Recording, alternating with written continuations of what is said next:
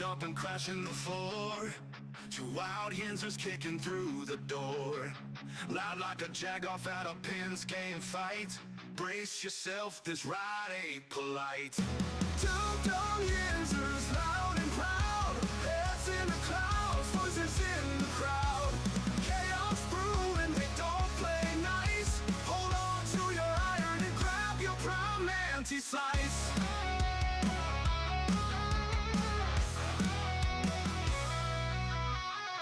Tales from the burg with a hint of mayhem. Pierogi powered, nothing can constrain them. Knocking back stories like an icy cold brew. You never know what these two might spew. Two dumb Yinzers, loud and proud. Heads in the clouds, voices in the crowd.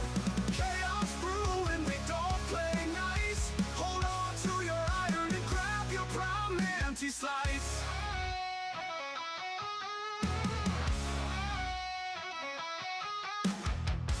From the bug with a hint of mayhem. Pierogi powered, nothing can constrain them. Knocking back stories like an icy cold brew. You never know what these two might spew. Two dumb Yinzers, loud and proud. Heads in the clouds, voices in the crowd. Chaos brewing, they don't play nice. Hold on to your iron and grab your prime anti-slice. Rivers collide where the laughs always flow. Black and gold thunder everywhere they go. The madcap kings breaking every mold. With two dumb Yinzers, the stories don't get old. Two dumb Yinzers, loud and proud. Heads in the clouds, voices in the crowd. Chaos brewing, they don't play nice. Hold on to your iron and grab your prime anti-slice.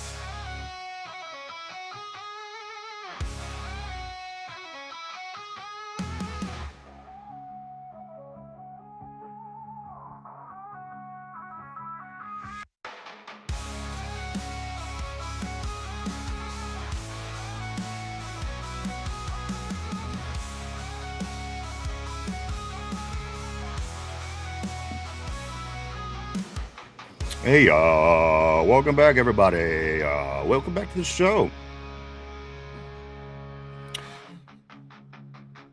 The two dumb Yinzers crushing our way to the 1000th episode, Mike, like a linebacker that's meeting a running back in the hole, just clobbering it on episode 968 of the two dumb Yinzers, guys. Just 32 shows away from the big 1000 in the big 5-year anniversary of the show. We'll be here before you know it. Glad to be back today on this Wednesday installment of the two dumb Yinzers. Glad to see everybody on the board. Glad to be back. Michael, how are you? I'm good, brother. I'm just happy to be here, man. Talking some Steelers football with the finest Steeler fans in all the land, man. The smartest, the most intelligent, dare I say, the best looking fans. They are a good looking group. They are. Cody's bringing down the average, but there's always someone that's swinging the bell curve. He's the one bringing it down, but everyone else is doing a lot of heavy lifting. I think Tortilla's doing a lot of the heavy lifting. Tortilla is a heavy lifter, no two ways about that. Welcome back, everybody. Glad to see everybody today. Welcome back. Yeah. That's right, guys. Lots going on with our Steelers. Lots going on this week, Mike. We were talking a little bit yesterday about doing a reaction to a song that I thought was cool. I think we're going to do it tomorrow, actually. We're going to do it tomorrow. And then also Friday, I have something planned as well for the big Memorial Day weekend. I think you guys are going to like as well. That's all coming up this week, guys. Do stick around. Today, we're going to get into Steeler talk, because today is day 3 of the OTAs in this 10-day program. Of course, it's the last day this week. The Steelers will be at OTAs. Next week, they will be back at it Monday, Tuesday, Wednesday. And the following week, they will be back on Monday through Thursday to wrap up the session of OTAs that's going on right now on the South Side. Things are looking good. I got to be honest with you. You got to like the way things are looking for the Steelers when you compare to the way things are looking for the Baltimore Ravens. The Ravens got a bunch of issues right now NFL. Lamar Jackson still hasn't showed up to OTAs. I didn't read the article, but I seen there was a big collision involving Derrick Henry. People were hurt. You got to, again, everything that you're hearing about our team is good news. So again, how could you not be happy with that, Mike? Lots of good stuff to talk about today. Lots of good stuff going on in the Steeler Nation. Lots of good stuff going on. So welcome back, guys. And thank you so much for everything that you guys do. You're amazing people. And we love every single one of you. Let's get to the board this morning, this afternoon, wherever you may be, or even this evening, as I'm seeing also on the board. Guys, welcome back to the show. I'm going to go right here to my man, Steelers Chic. What's up, brother? Great seeing Steelers Chic from the other side of the planet, tuning in for some Steelers talk. Love having Steelers Chic here. He says, hello, good evening, Ryan. And there is the evening, Mike, evening time in the Middle East. Yeah, he's finding the time to make it over here. We love seeing the Steelers Chic here. Becoming a fixture. I love it. I love Steelers Chic. I also do want to say what's up to Somber, my man, all the way from Los Angeles, California. Not inside Los Angeles, out in the sticks, but still from Los Angeles nonetheless. Always great seeing Somber on the board. Also, the original Yinzer Joe, the original OG, Yinzer Joe on the board. He says, what's up, Yinzers, Ryan, Mike? Let's get the show on. Let's go. Quit messing around. What's the matter with you guys? Steel Loyal, all the way from North Carolina, says this. Oh, mama, I'm in fear for my life from the long arm of the law. Boom, boom. Lawman has put an end to my running, and I'm so far from my home. Boom, boom. Oh, my. I love it. Steel Loyal in the house representing today. What up, dude? All the way from North Carolina. Steel Loyal, everybody. My man, what's up, bro? Cody in the house says, salute me and shoot me. Volume 4. That is going to be something similar to what I have planned for Friday. Nobody knows but me. None of the people on the show. Nobody knows what is in plan for Friday. Again, it is for the Memorial Day weekend. I think these guys are going to like this a lot, actually. That is coming on Friday. But again, Cody, you kind of dipped into it. I'm not going to say anything else. I'm just going to leave it right there. Just Learning. He says, hey, bros, what's up, dude? Always great seeing Just Learning on the terrible board. My man. OTAs wrapping up for the week today. Hope things are going good for you, dude.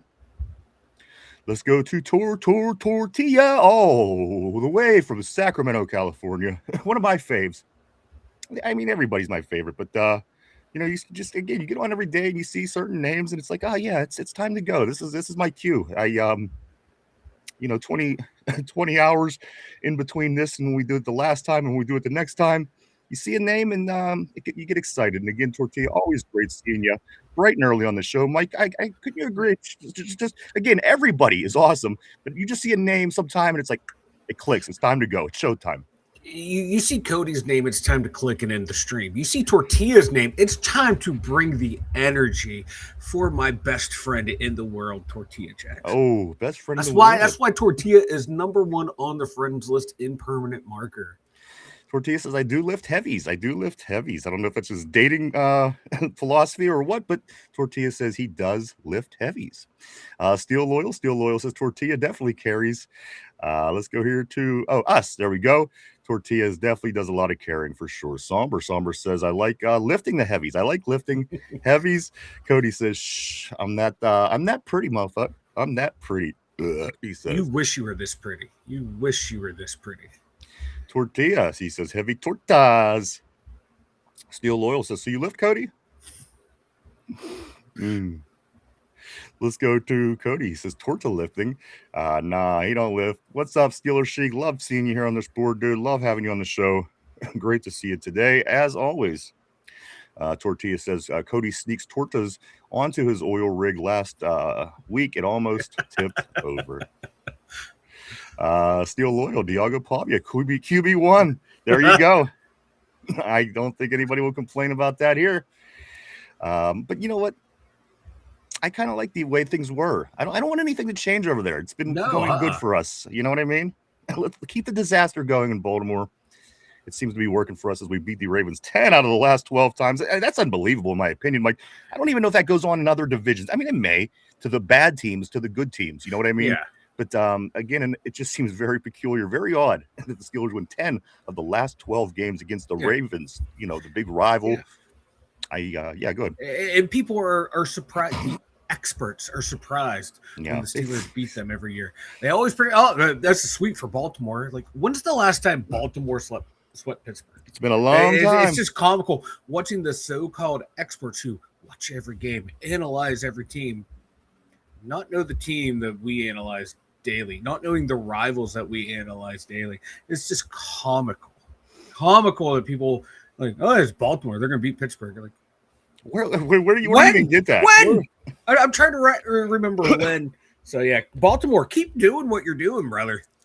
Because even 2 years ago when we did lose to them twice in the season, one was in the playoffs, so they didn't sweep us that year. Yeah. We beat them the first time, they beat us the second time, and then get in the playoffs. Ryan's eating on air, everyone. This is the first time ever. He always makes fun of me for it. Ryan is eating on the air. Yes. Should I take a moment to make Mike look silly? I'm not Please eating do. it. It's a cough drop. I try to get small victories on the show. Okay. It's with this weather with the up and the down. I got the air conditioner running constantly, and then I turn it off when it's hot, and then I just I'm at the top of my throat, man. I just I don't know, just something's going on. Cody can help you with that. He's used to something tickling the back of his throat. I won't go on, and I won't eat cough drops all the show. I promise you. I figure if I just have a little bit now, yeah, it'll kind of smooth me out for the show. I was just hoping I got a win at one point on the program. I am 0 for 970 something. No win. No win. Cody says if she's over 150 pounds, I'll pass. The original Yinzer Joe, he says, this guy, the original OG, says, how about Billy Squires, the stroke, right? Hey, you know what? And suggest something, because maybe we'll do this every week if it's fun. Yeah. If Yins hate it and they're like, I want to talk about football, that's fine. We'll do that. We'll try it, Mike. We'll try it. Again, we're only going to do fun songs. It's not going to be songs that, it's not going to be songs that make us want to kill ourselves like Renegade. Yeah, no, I mean, it's going to be fun songs. It'll be songs that you could do a lot of reacting to, if you will. Again, Stroking by Clarence Carter, one of my favorites. I want to do that. Also, Mike, I Touched Myself by the Divinals, which was a big part of our show early. Whenever we had Aurora Snow on early on, that was a big part of the show. So again, we'll do fun songs. It's not gonna be stupid by any means. Yeah. Gonna have fun. So if there's any bizarre songs, exotic songs, any songs that are just out there, let us know what you want to see. Maybe we'll throw that in there and we'll do some reactions again if you'd like it. If not, we'll stop. I just thought that could be a fun to break up the monotony in the off season, a little hijinks, if you will. Right? Yeah, there's nothing wrong with a little fun. I think a little hijinks. Fun. Why can't everything else in life around football be fun? That's what I'm saying.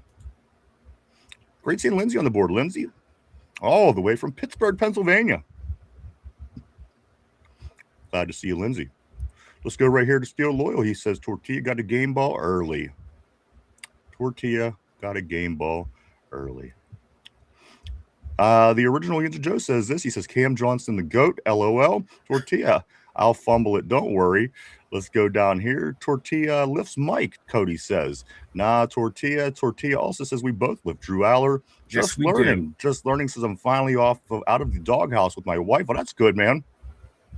That's good. You know what? And it's a special time to be out of the doghouse with your wife because, of course, Mike, today. No, I said hump everything.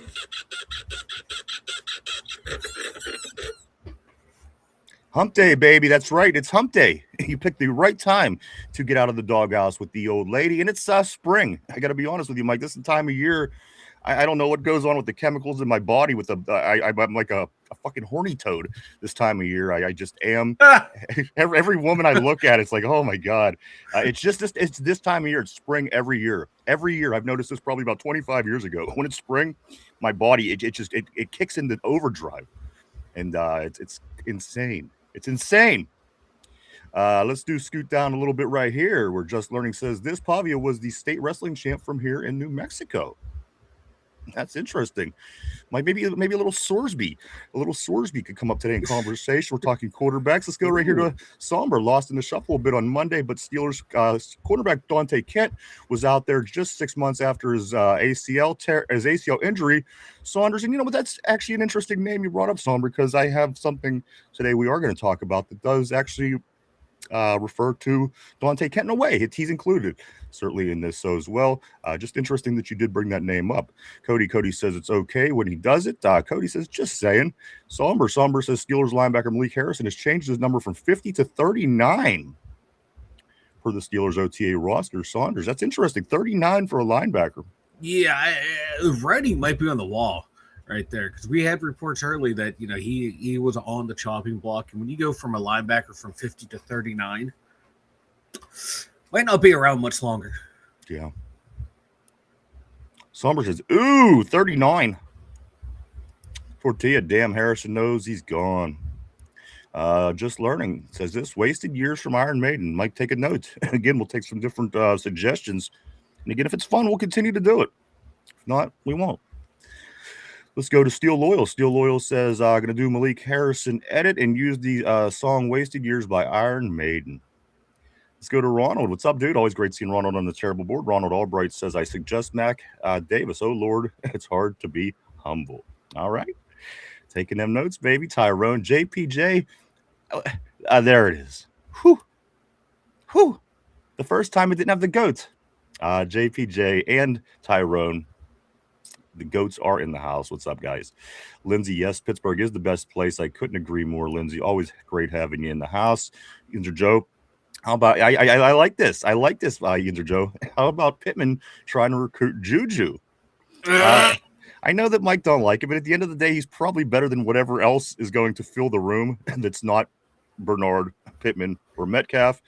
I wouldn't mind. Plus, we could have a Juju and a Germ, Mike, perhaps, because again, Jeremy is the young wide receiver now, and he seems like he could be fun in a way like Juju was. We could have Juju and Germ here in Pittsburgh. We'll get into that here shortly. I don't want to get into it too far right now.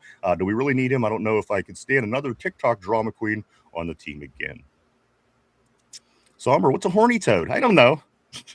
I just know when I walk by anything, I rub against it like a fucking maniac. It's this time of year, April, May. I'm in heat, I think. I think I'm in heat. Mark Malone, the myth, the man, the legend, says this.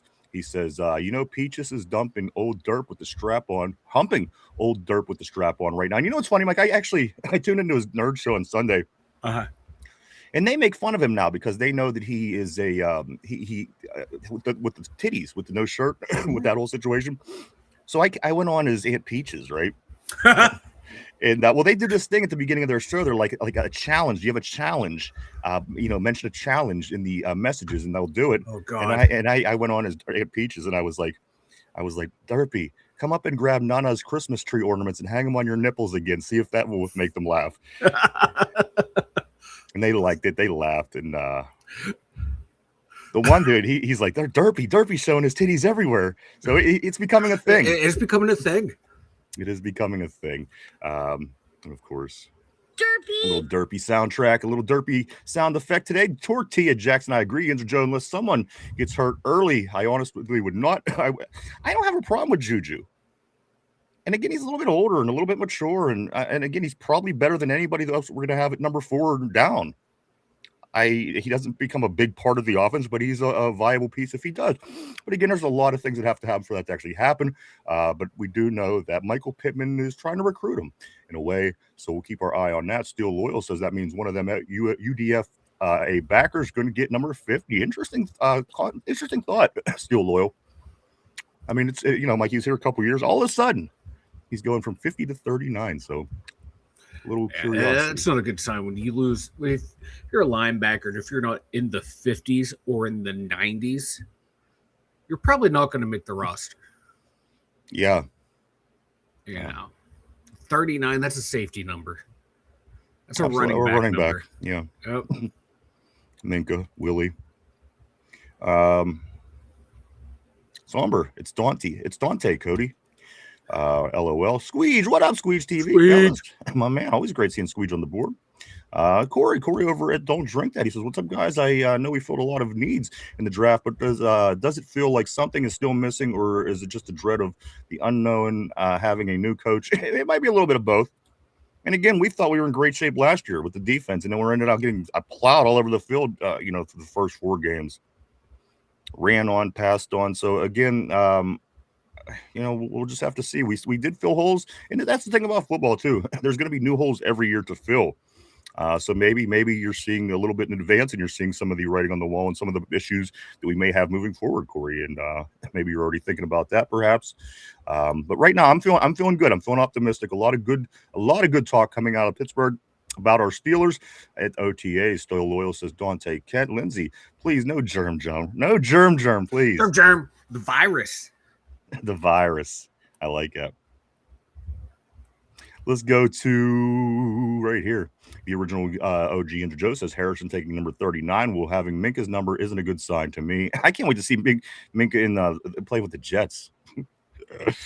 Funny. I don't know, just funny to me. Also, Mike, I'm seeing, I didn't write down the note and I don't have it on me, but I did see somebody saying that, remember we talked about, who was it?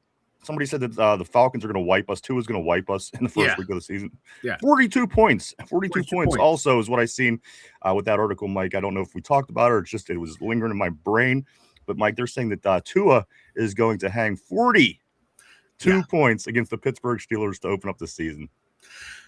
Yeah, it was a Greg Rosenthal from the NFL Network. He usually is like, I kind of like some of his work. He's really spot on. Like when he ranks the top 100 NFL free agents, he's really in depth with that. But he is a New England Patriots fan. So when it comes to the Steelers, I take anything he says with a massive grain of salt.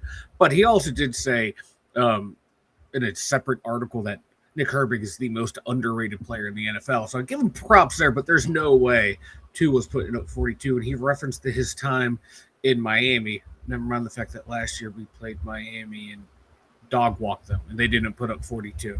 And they have a better roster than Atlanta has. So how Atlanta's putting up 42, I don't know. The NFL Network might need to be generating some clicks right now. They know how to do it. It's just rile up the Yinzers. Yeah, it's a typical offseason nonsense by the media. Let's go right here to Tyrone. He says, I take Juju better than Roman's bum ass. Also, we could go to Christine. Always great seeing Christine. Welcome back to the show. She says, hey, everyone. Hope things are going good for you, ma'am. Welcome back.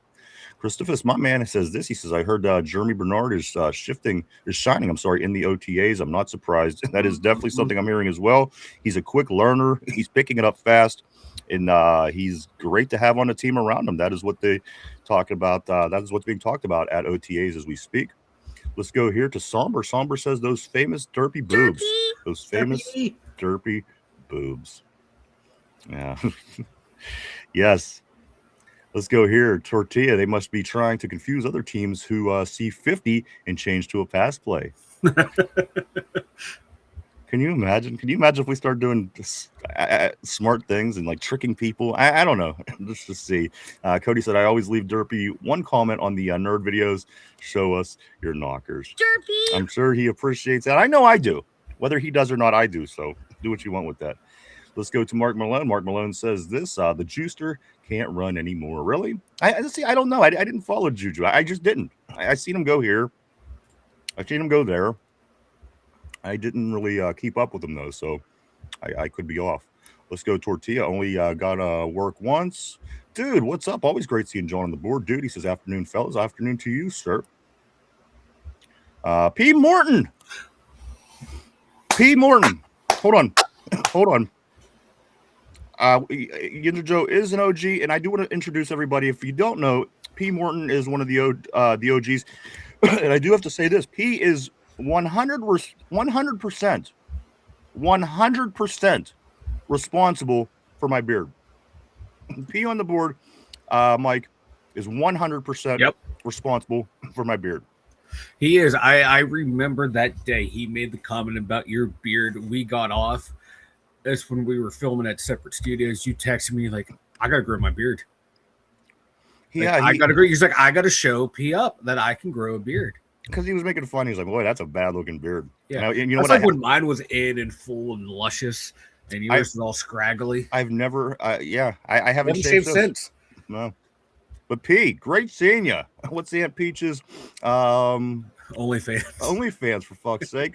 Supporting the community. P, always great to see P from Japan. Mike, we got the Middle East in the house today. We have the Far East. We have a lot going on today. Welcome, everybody. Welcome back to the show. Great to see you, P. Hope things are going good for you in Japan. Tyrone says Chris Bernard is really him. Christine says that Corey, I'm definitely feeling that. It's like when you go to leave the house and you have your wallet and your keys, but you still feel like you're forgetting something. That's me at the end of every single show. The end of every show. There's not a show that goes by that I don't think I forgot something. 968 shows in. Christopher says our wide receiver room rivals the Bengals receiver core, and I hope you're right, man. I mean, people are going to debate that, of course, and rightfully so when you have Jamar Chase. But you know what? That's a hell of a point. Let's go to Ty. He says, "Hey, Christine, let's go here to Squeege." He says, "I'm so hungover. LOL. I literally just got done puking and seeing you guys were live, and I was like, cool. I hope we could help you out there. Hopefully, Mike's face doesn't further your puking, but we'll try to do our best to make sure that doesn't happen. If you puke because of my face, that's just it's just helping you purge the system to get. I've puked several times. I've puked several times because of Mike's face so far. Let me scoot along here just a little bit. Just a little bit right here. I'm going to scoot along a little bit right here. Tyrone says the 32 degrees.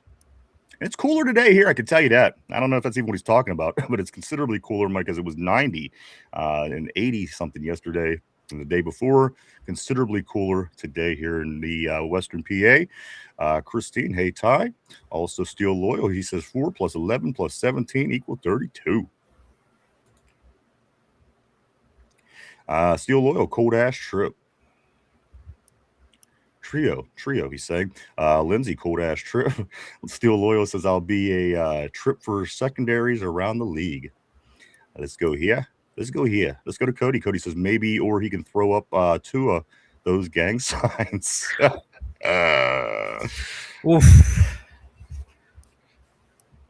Truth on, what's up, man? Great seeing Truth back on the board. Been a while.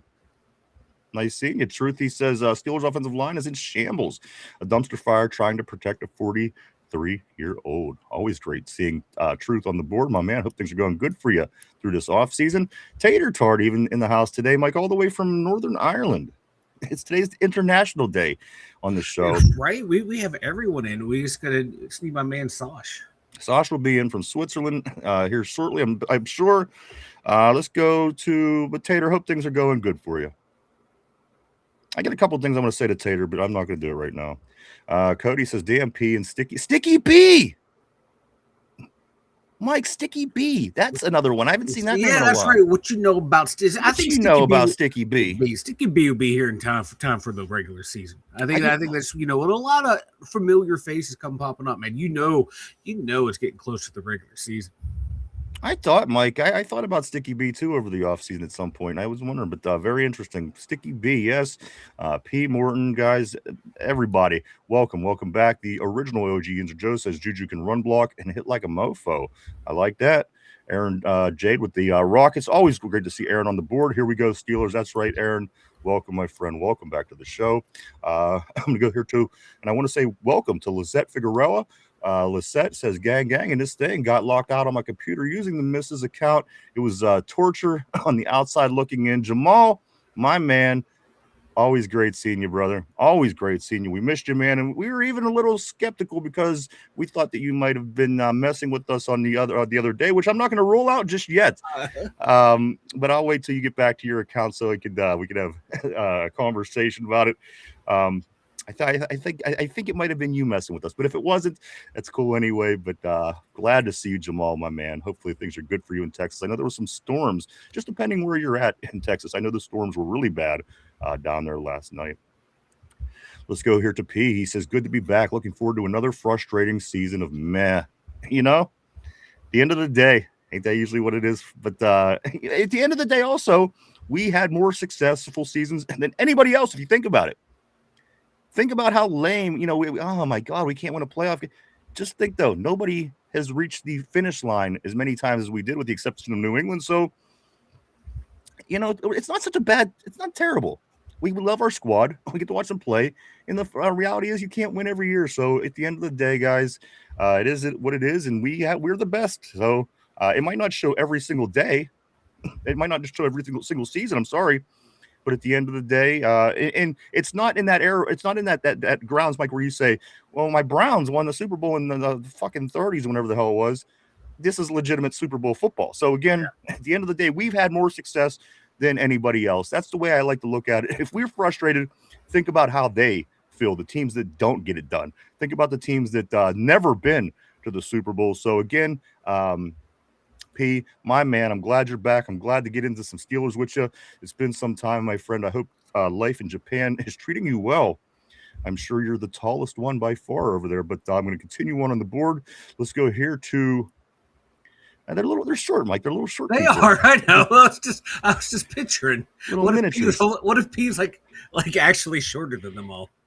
I know. I was just picturing a small P. Morton running around Japan. Yeah, looking up at all the Japanese. Let's go here to Ty. Ty says, I'll definitely get Juju a vet minimum for a wide receiver 5. Why not great depth? That's where I'm at. I'm okay with the depth. I'm okay with Juju. He's not a problem causer. He's not trouble. He was a bit of a pain in the ass when he was younger with the bicycles and the TikToks and this and that. But at the end of the day, I think he could be a nice piece, certainly for depth in the locker room. If nobody else wants him, I don't have any problem at all with bringing Juju back. Not at all. Let's go here to Christine. She said, I think we are light a linebacker. It's not looking good. And again, what if Wilson or Patrick Quinn go down with an injury, Mike, that's going to take him out 10 weeks? How are we feeling about our inside linebacker room at that point? You know what I mean? What's that's inside linebacker room is definitely getting thin, and I'm very surprised they didn't touch on it at all.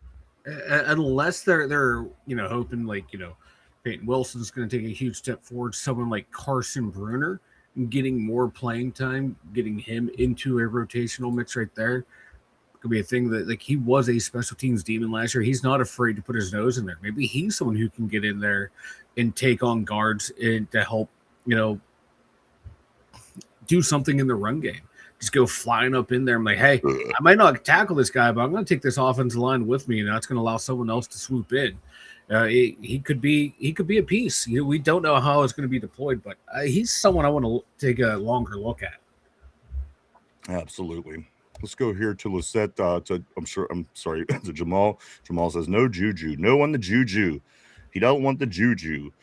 Tyrone says, Loyal made that up last night. Nickname for our wide receiver trio, 32 degrees. Okay.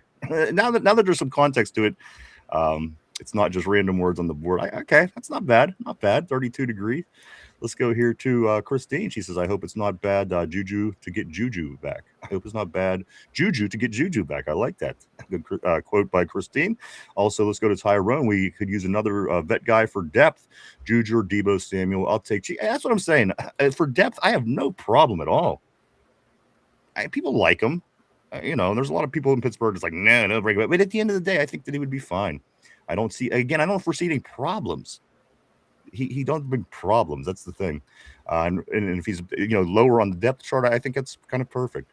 Let's go to Crucifix. He says this. I'm traveling to Paris for the Saints game. That's awesome, dude. That is awesome. You might have to protect our backup quarterbacks over there the last year. Right. Skylar got beat up in Ireland, but I think that was just more a Skylar Thompson thing. I think everyone was like, hey, it's Skylar. We'll just let him go and get beat up. Yeah. They probably paid for it to happen. You're gonna join me? I never tasted. I would, but I don't trust the government, so I'm not getting a passport or super ID or whatever the hell that's called. Call me crazy, but I don't know. I'm just not getting involved in all that. I wish I could go. I wish I would, but I'm not. I'm not going. Maybe Mike can go. Mike, France, Paris next year. That's too many people. Let's move on. I'm gonna go to, but that's awesome, Chris. I'm excited for you, and I can't wait till you go. I will live through you. How's that? I'll live through you. I'll enjoy the vacation through you, my friend. Let's go on right down here to Tortilla. He says it's like high school, like a high school. It is like a high school reunion. Before you know, Mike's going to be lying and telling you all the things he's done over the past 25 years. And I've done amazing things the past 25 years. Speaking of which, I thought of something the other day, and I was going to turn into a bit, but it's not. I don't have enough for a bit, so I'm just going to ask you: what's the weirdest reason you've ever turned somebody down as a female, Mike? Somebody that might have had interest in you. And I'm going to give you an example here in a second because I have a couple of them, but again, not enough for a bit. I once turned down a girl, a good-looking girl, because her cat had 6 toes. I did. Petty? Yes. But how can I go with somebody who has a cat that has 6 toes? I'm just saying. How am I going to be happy if the cat has 6 toes? I'm just saying. All right, here's another one. I once turned down a girl, another good-looking woman, whose sister was mentally retarded. I turned her down. I didn't tell her that. But I thought to myself, how can I date somebody who has a retarded sister? I mean, you would have someone to talk to. But here's my thing. It's just the whole thing. It's a whole lifestyle. You know what I mean? If your sister's retarded, you're very involved in some capacities. And I'm just, again, I'm. At least you know what? People might say that's shallow, but at least you weren't honest to her about it, but you're at least like, no, it's not going to work. Right. It's not. I could have used her, but I didn't. Yeah, you could have, yeah, and gone along with it and been uncomfortable the whole time. In a roundabout way, it was like the mature thing to do. Right. That's what I'm saying. It's maybe like crass the way we're talking about, but it was actually like a mature response. Like, no, I can't because I don't, that's not for me. I don't know if I have the wherewithal, the mental capacity to deal with that. That's a mature response. And they were both hot, and again, I would have dated both of them actually. But again, maybe okay. Now we're getting to the root cause here. You were more attracted to the special needs sister. Okay, we got it now. No, not at all. No. To make a long story short, that girl passed away, so I'm not going to go on and on now I feel bad about that. I guess she's eligible. I'm eligible to date her now. But anyway, that's Jesus Christ. I will give you credit to now. You should have stopped. I'm emotionally bankrupt. Don't go by me. Yes, you are. Let's move on. So that's all I had. So if anybody has an interesting story on why you might have turned away, because guys don't usually turn away girls. That's the point of what I was trying to do here. Thicker than mine. What's that? There's one girl, like her mustache was thicker than mine. See, the first girl I ever kissed had a mustache. And I know everyone has body hair. I know that. It's just like it was just like one of those things. I'm like you're gonna win in the kissing matchup. Your mustache is gonna overpower mine, and I don't know how I feel about that right now. I was a little shook. The first girl I ever kissed in 5th grade, she had a mustache. She was Italian, and she was in 6th grade, and she had this thick ass 6th grade girl mustache. I mean, you've seen them, Yeah. And but at that point, I mean, what the fuck? I'm in 5th grade. I'm kissing somebody. I didn't care. Right? Yeah, I was like in my mid-20s when this happened, so it was like probably now I'm like, whatever. And you dated the girl that didn't have any fingers or some shit, right? No, she 9 fingers of fury. She was. That's right. Thumb. She was missing a thumb. All right, let's get back to this. The other thumb was a little tiny little thumb. As a matter of fact, you tell the story in depth early on in the series of this show. I don't think it was episode 9 because that would have been too on the nose. Yeah. Episode 4, maybe. Now let's get back at it. The show's gone off the rails. So there you go. I'm going to get back right at it right here too. I don't know. I'm all thrown off now. Okay, right here. Steel Lawyer says, Jamal, the second account got you feeling diffy. Huh? You just compliment a white player. That's what I'm saying. I don't know if this is Jamal. I'm getting really suspicious here. I don't know if this is Jamal, but I'll take your word. Let's go to Yinzer Joe. Yinzer Joe says this. He says, guys, the Steelers line isn't and I tend to agree with that a little bit more than what was said earlier in the messages. He said the coordinators want the linemen to learn multiple spots on top of where they play. Again, I don't think that's a bad thing. But again, I guess we could be wrong, Joe. At the end of the day, I mean, it could be a disaster. I just hope that it's not. Jamal says, this laughed my ass off. No, that wasn't me, but that's funny. I got my eye on you. I'm kind of a little suspicious about now with all the changing of the names and getting locked out. But you know what? I'm not saying I don't trust you. I'm not saying that I think you're lying. I'm just saying I got my eye on you. Jamal. Let's move forward here to Tyrone. He says, facts, Ginger Joe, this is the best offensive line we've had since mid-2010s. Christine says, exactly, LOL. We kind of spoiled, LOL. We win the division championship, and we're still like, man, that's what I'm saying. I mean, the thing is, once you taste the top, you always have that. So it's like, man, this was not a success. We didn't win a playoff game, but at the end of the day, nobody's had as much success as the Pittsburgh Steelers. So we've had more success than everybody, and we're, still sore that we're not having the success that we want. So again, if you put it in that, if you zoom out, if you will, I think it's a little bit easier to look at it that way. But I agree. That's just the way that it is. It's just the way it is. And here's the thing: nobody else would have any mercy on us. If the Patriots had 7 Super Bowls, or they would let us know. So that's why I don't hesitate to bring it up and talk about these kind of things, because that's what bragging rights is all about. And as long as it's in the Super Bowl era, I don't care who. If you have the rights to brag, do it. Brag. Corey, don't drink that, says this. He says, I know this isn't the show for it. Again with the killing me. It's killing me. Dying over there. Something. Let's go to Corey. Corey says, I know this isn't the show. It's the show for everything. Bring it, baby. At Ryan, I ran a few UFO videos. I saw this on your video, Corey, and I'm intrigued, actually, really intrigued. Corey says he ran a few UFO videos through the AI scanner, and they came back 55% AI generated. And if that is true, I don't doubt it one bit. Again, I just don't. I'm having a lot of problem trusting certain things anymore these days, guys.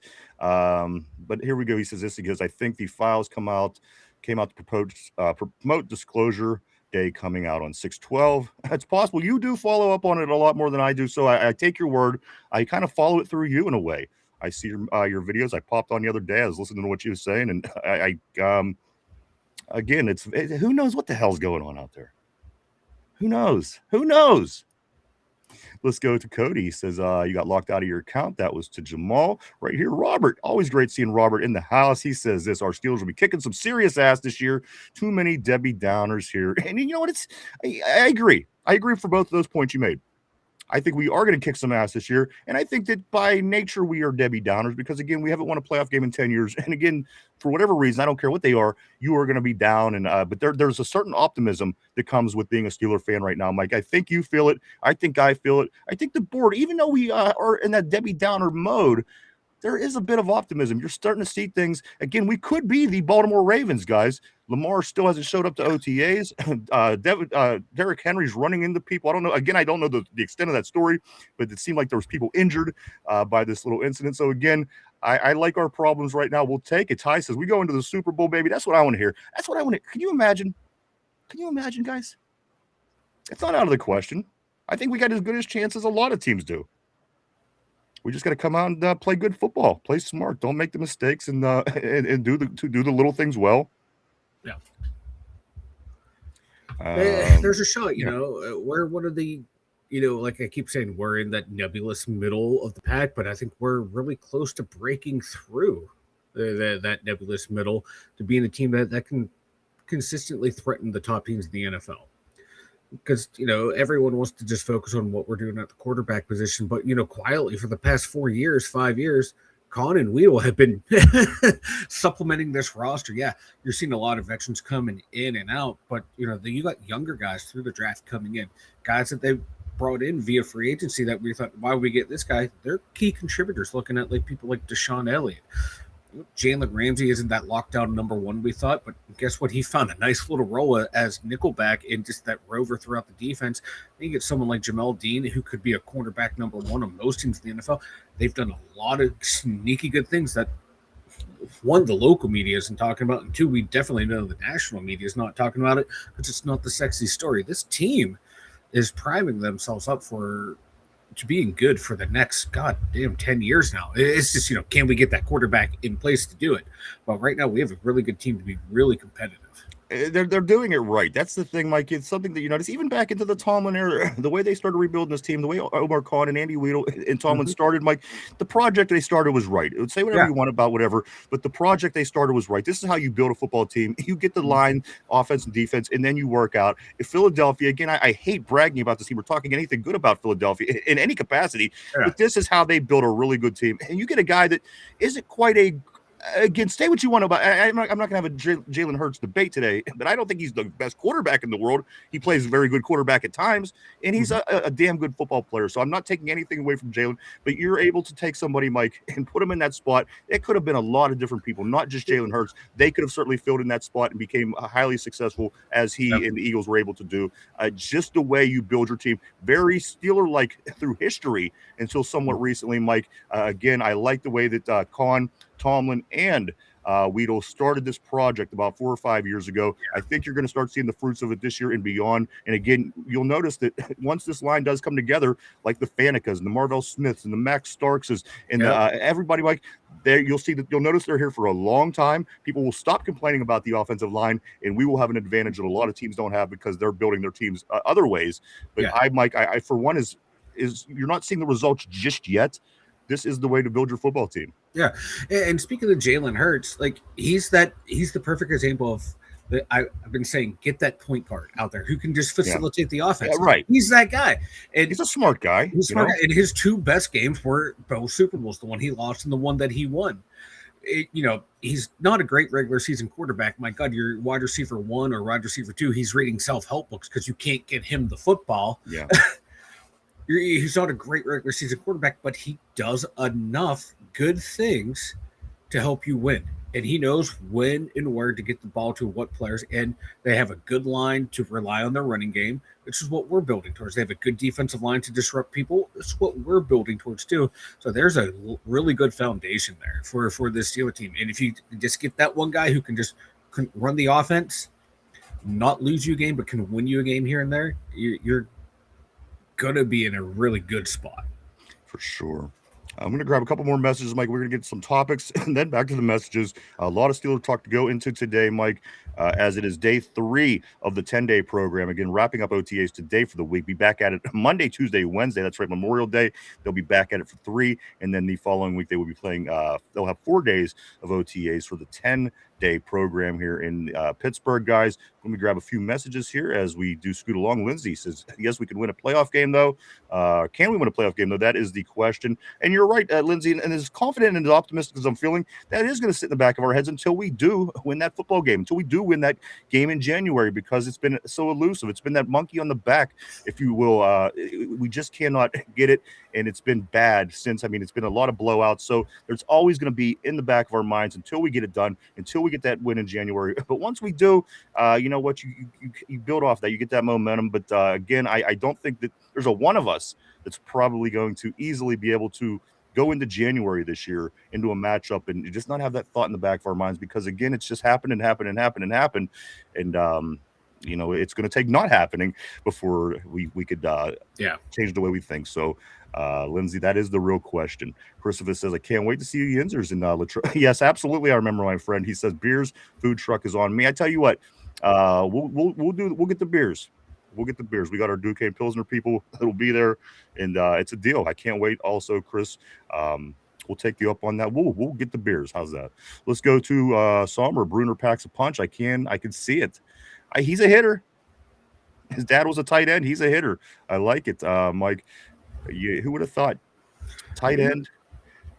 You know what? I like seeing a lot of these players like Bruner, and then their son comes out and he's such a hard hitter. I love seeing this. I love seeing it. And again, now with the Steelers, we have Joey Porter's kid. We have Mark Bruner's kid. A big thing in Pittsburgh, of course. I don't know if other teams are like that, but we like that. It seems to be a Pittsburgh thing. This is definitely a Pittsburgh thing. Chris says, I got you, boy. Hey, you too, my man. I can't wait. It ain't going to be long now. It's going to be June here in about a week and a half. So it's a lot closer than it seems like it should be. Cody says 32 degrees. Let's go here. Joe Bruner and Holcomb would step up in. A cute wide receiver room, Tortilla is saying. Let's go here to Corey. He says, what if Tater is actually Skylar Thompson trolling us for not helping him in Ireland? That would be funny. Let's go to Steel Loyal. Come up with a better name, Cody. Somber, LOL, Still Loyal. Let's hear it. Let's go here to Somber again. Somber says that cat had extra grip. What if hers did too and you missed? I just can't. I won't. Is it petty? Yes. I'm sorry. Listen, there's 7 billion people on this planet. Somebody will freaking date her with the cat with 6 fingers. I don't take response. I shouldn't feel responsible for this. Let's go here. Let's go to Jamal. Jamal says this. He says, don't want to take a chance with the retard. Exactly. I think. Let's go on. Let's go here to Christine. Number one reason I don't date is because the motherfuckers don't watch or know shit about football. Don't text me on Sunday and ask me what I'm doing. F out of here. I agree. I don't exist on Sunday. Leave me alone. Act like I'm dead. Let's go here to Steel Loyal. I'm growing out the Denning Dunker stash. I'll take it, dude. That'll be awesome. Grow out the stash, Steel. Love to see it. Let's go down right here to Jamal. Jamal says that Cody. Hell yeah, because I'm using a different laptop. Them bitches. LOL. I'll get back. Hey, you got this, dude. Tortilla. I turned down a girl because she had back hair. Oh, that's understandable. Did she have a penis? I'm just saying. All right, let me finish. Let me continue on. I zoned out for a second, and all I hear is, "Did she have a penis?" I'm just hoping he checked. I don't know. You know, maybe she was a he and had a hairy back. Let's go down here to laugh my house off lies at tortillas, what Jamal is saying. Let's scoot down a little bit more. The lies and deceit. Corey said, I started talking to this girl and she introduced me to her sister, who also found me attractive, and she was more attractive than the girl I was talking to. I overplayed my hand and went for the sister. Is this who you married, or is this a story from back in the day? Corey, just wondering. It's interesting.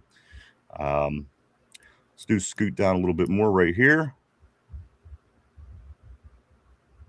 Okay, listen right here. I'm gonna go. P says this, Mike. P says, I have a passport and I have formally requested parents to stay alive at least 5 more years. I really don't want to touch down in the Trump Accord. Oh, this thing keeps moving on me. Okay, let me read this again. Now that I have it in my full vision. I have a passport and I formerly requested parents to stay alive at least 5. Gotcha. Stay alive at least 5 more years. I really don't want to touch down in the Trump Incorporated. Gotcha. Hey, you know what? Japan sounds pretty awesome, bro. Enjoy it while you can. He won't be here forever, hopefully. He's got to die at some point, right? Hey, listen, I'm not getting into politics because, again, I'm independent and I don't lean either way. But he can't possibly live forever. He's 80. For crying out loud. Let me do scoot along. I'm gonna go right here to Jamal. Jamal says you better take what you can get at Tortilla. What you doing tomorrow? Tortilla says also. Kidding, Tortilla. Jamal laughed my ass off. It's Jamal, bro. Gang gave it away. Tyrone says A-Rod will throw over 4,000 yards this season. He might have a really good season, guys. He might have a really good season. People are certainly expecting him to do a little bit better than he did last year, and he didn't do that bad last year. Tortilla says, did he Hutch Juniors? Let's go to Jamal. He says, that don't drink that. That's funny. How in the hell do you see Corey's channel when do you go live? Aaron Jade says 4,200 yards, 35 touchdowns, 10 interceptions, and a 63 rating. Hey, I have no problem with that.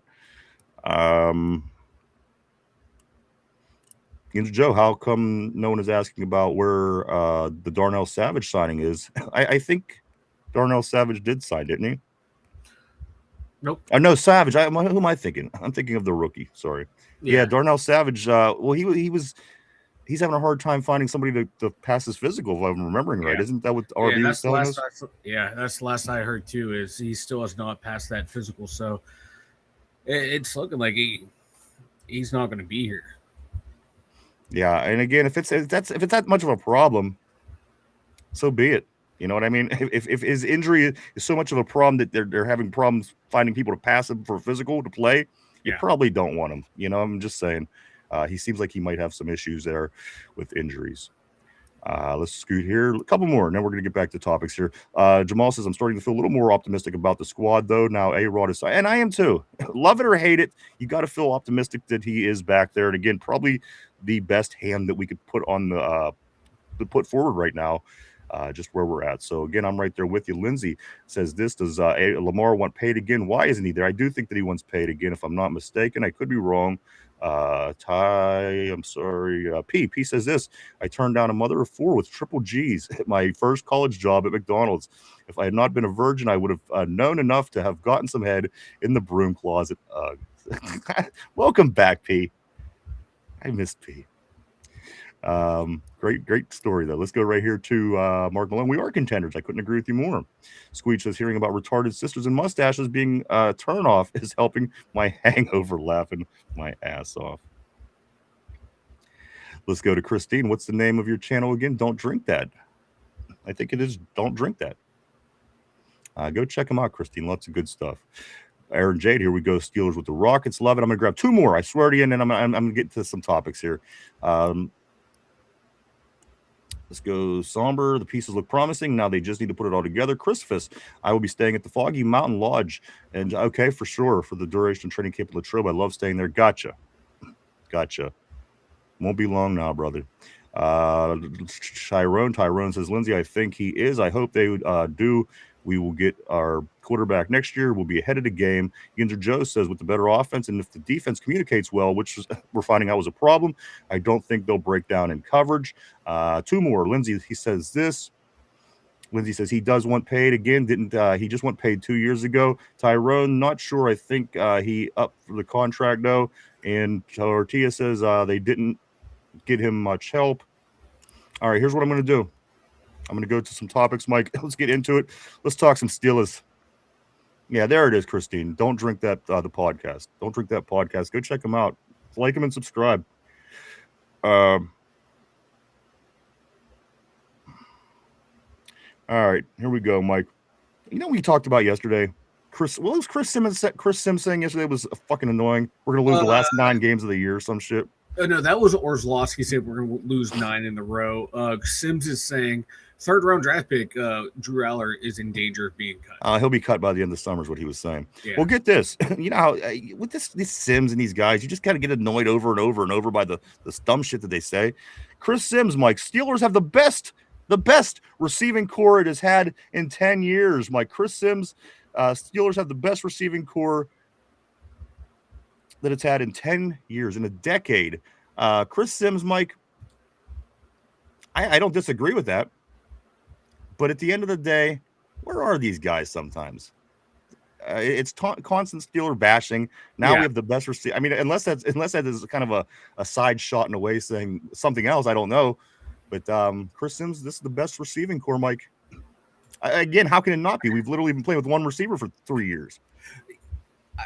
In 10 years ago, didn't we have like prime AB and starting? Well, I'm sure that's not what you're talking about, but you understand. But like compared to that point, yeah, he's right. Like if you want to compare it to that receiving core we had, AB and Juju, this is the best we've had in that time span, and it's a really good core. You know, we have 2 guys who can be quote unquote our number one.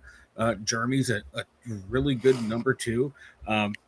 Potentially be a guy who could be a number 1. He was underutilized at Alabama, he played inside a lot, but has a really good ability on the outside. Like think how AB was good on the sidelines. Jeremy has that potential to be out there. So this is a really good receiving core. And now you get people like Roman slotting into where he needs to be that number 4, Skoranek at number 5. And if you bunch of other guys on the practice squad that can move in there. You even have Weegen, you have Heidenreich, even though he's listed as a running back, has receiver ability. This is a sneaky good receiving core. Well, once you dig into the numbers, man, you have 2 really good guys on the outside, guys who can, on paper, should be really good on the inside. I'm excited for Roman Wilson. Like that small little sample size we saw from him last year was good, outside of one mistake. You know, like this team has potential to have a really good receiving core. Absolutely. And listen, they've had a potential to have a good receiving core the past 2 years if you would actually get receivers. You can't go into a season with one receiver. It's fucking retarded. I don't know what in the world they were thinking. But anyway, guys, if there's any reason to be encouraged for things to maybe start moving in the right direction and turning around, the fact that we have the actual number of players that we need, great start. It's a great start. Why don't you go out and build a baseball team and not have a first baseman for 2 seasons? Why don't you go out and do You see what I'm saying? It's stupid. I don't care what the reason is. I don't care what the argument is. It's dumb. You can't go 2 seasons and not have a wide receiver. It's unbelievable, in my opinion. So let's continue on. I'm going to stay on the offense a little bit here today, Mike. We will round into the defense as the show goes on to wrap it up, as that will go into the question of the day. I will say the question of the day is a defensive-oriented question, so keep that in mind. Let's stick on the offense for now as we do move along. Welcome back to the show, everybody. Welcome. This is episode 968 of the Two Dumb Yinzers. Welcome back. Welcome back. Welcome back. Here we go. Mike, this is my question about the offense. This is a question about our offensive coordinator, actually. Remember yesterday I read the headline that Angelicio made the comment, Mike, that he was going to push the envelope with Darnell Washington and Pat Freiermuth. He's going to push the envelope with the tight ends this year. Just remember that phrase. I read that yesterday out loud on the show. I just read it aloud yesterday. Let me read another headline that I read this morning. Angelicio wants to push the envelope early with Jeremy Bernard. What exactly is pushing the envelope with this guy? And why does he keep saying it? You know what I'm saying? Angelicio is going to push the envelope for these tight ends for Washington and Muth. And then he comes out the very next day and he says he's going to push the envelope for Jeremy Bernard. Help me translate if you can. Again, we don't know him very well, but try to help me translate what the pushing the envelope can possibly mean. Because again, he's overusing the term. Yeah. What do you think that means? Like for Jeremy, for him, being a rookie 2nd round pick, pushing the envelope is throwing a lot at him and treating him like a veteran. Because the way he's responded to stuff in the state, you're hearing the way Pittman saying, like, anytime he learns anything, he knows it. He's ready to go that day. So I have a feeling they're treating him kind of like a guy who's been around for a while, and they're going to expect him to play, not like a rookie, but by someone who's been in the league before, who's been through this, knows it just by the way he's going, and asking him to do more than probably what he was expected to do in college.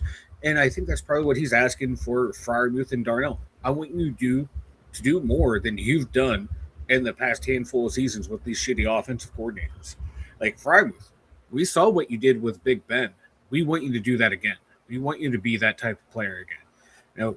Darnell, we see what you can do. We want you to go further and be more. We're going to put more on your plate now. That's just how I'm reading it right now, because how else you're going to push the envelope unless you want these guys to run seam routes up and down the field all game long. I don't think that's going to be pushing the envelope. I think it's going to be raising the expectations and more responsibilities in the passing game.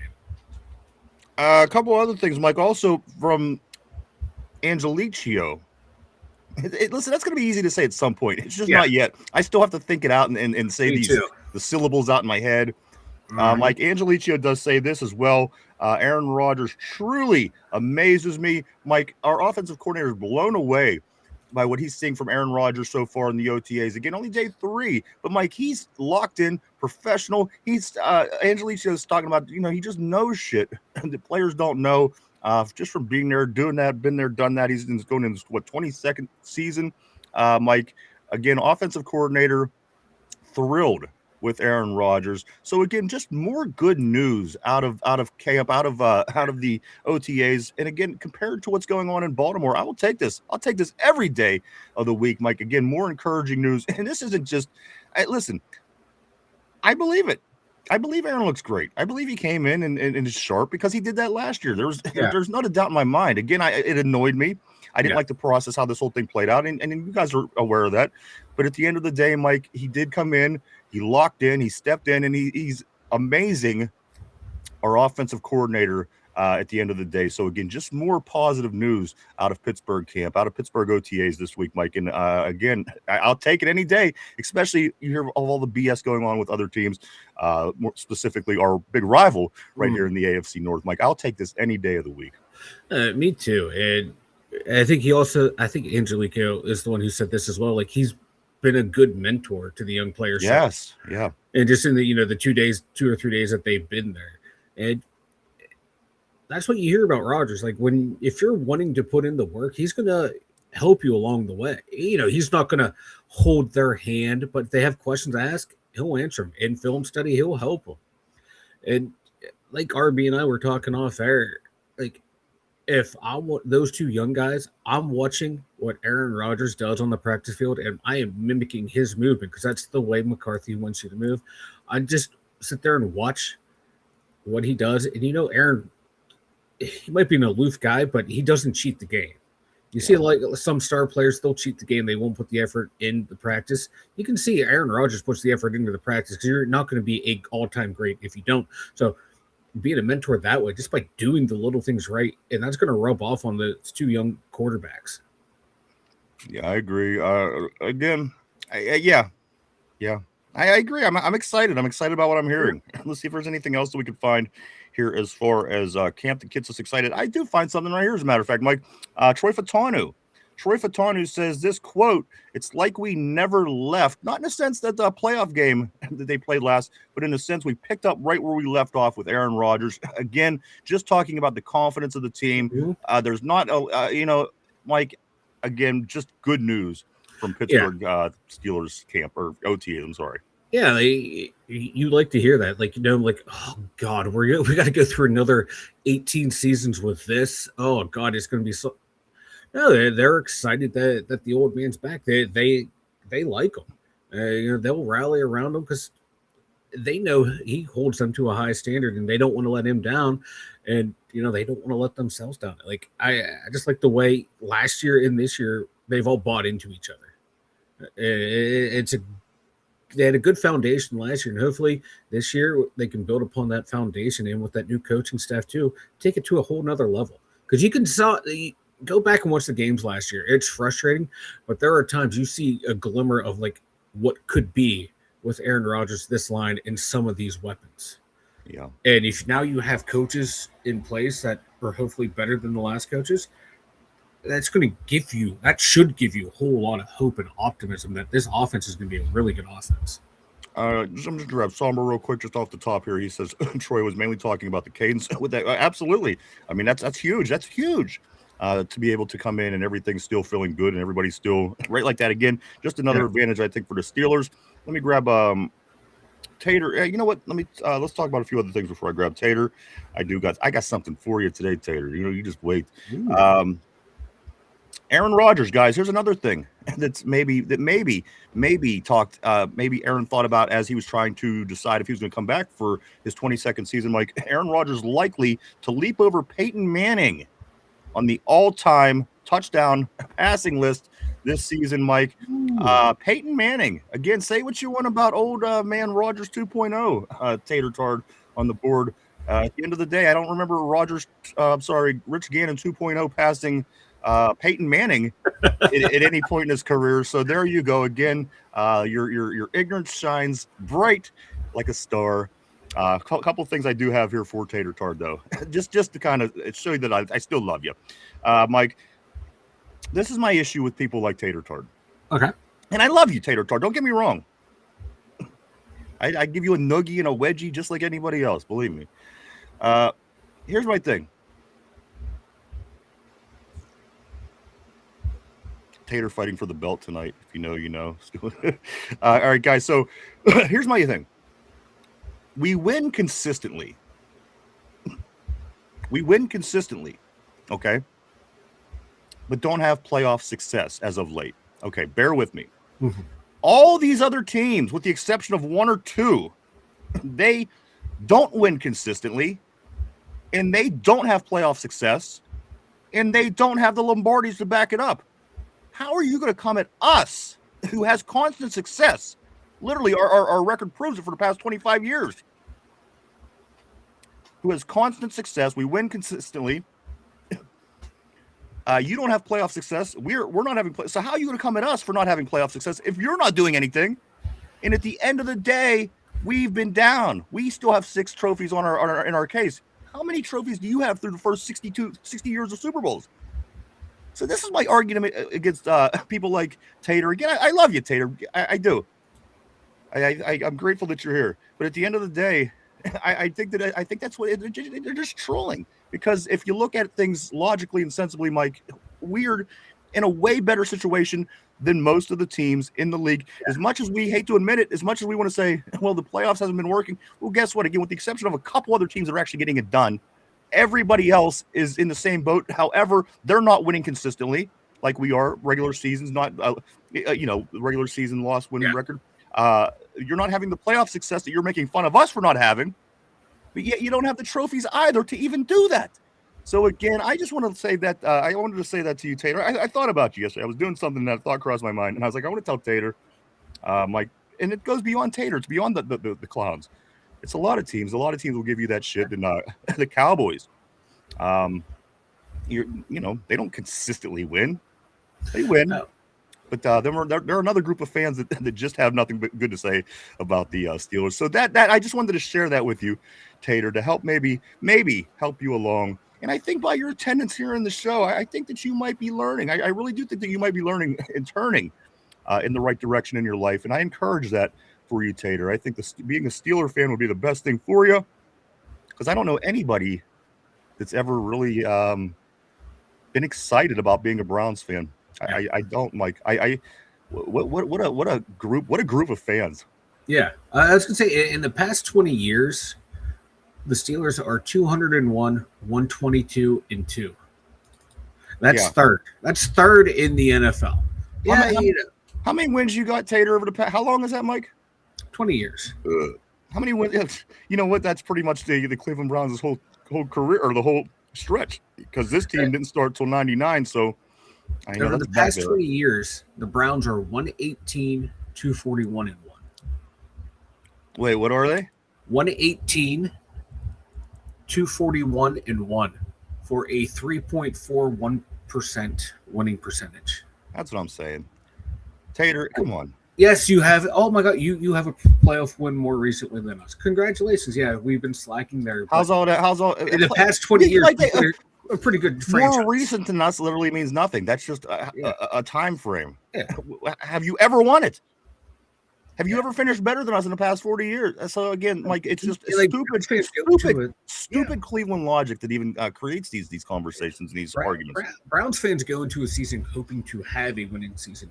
We go in with expectations of, well, first of all, like, it's New Year, we better go win a Super Bowl. If not, we better do some damage in the playoffs. There's levels to this. There is levels to this. Cleveland's, come on, they consistently get 5 or less wins. Yeah, they consistently finish in the basement. That's all I'm saying. I'm not trying to even shit on Tater. I'm just trying to help him along, to lead him down the right path. Because again, I mean, he seems like a good enough guy. He comes here, he rolls with the punches. He's harmless, I think. I think. And again, those podcasts in Cleveland, I couldn't even imagine. I mean, these people are probably hanging themselves. You probably hear these people blowing their brains out as the show is going on. It's got to be amazing to listen to a Cleveland Browns podcast at the end of the day. It's got to be soul crushing. Got to be soul crushing. I couldn't agree more. I did. Let's get back on the board for a few, Mike, and I do want to get into a few more things here on the show today. A lot going on. Let me jump. There's that gunshot, Mike. That's what's going on in Cleveland right now. I just turned on a Cleveland podcast. There goes another Cleveland Browns host. Like, there's the other one. If you have to talk about the Browns all day, every day, yeah, it probably has a really high rate of that. I would agree. Let's go here to Tortilla. Tortilla says, and they let his center walk away. That's why, in his Tortilla's opinion, of course, talking about Lamar Jackson's center did leave. Tortilla did go on to also say, my internet sucks. Lindsay says, good, pay him so much. Let your roster. That's what I'm saying. Please, by all means, get Lamar Jackson in there. Nobody has success against Lamar like the Steelers. By all means, please. Pay him more money. So you can't get anybody else, please. Somber, he says, this Jamal Dean is in the building today. Okay, and he should be. Let's go to Ty. Ty says, facts, we need, are we ahead of the game? Burrow and Lamar have been in the league 7+. That's what I'm saying. And listen, I think that you look at it this way, though. Joe Burrow got that Bengals team to the Super Bowl. I got to give him credit for that.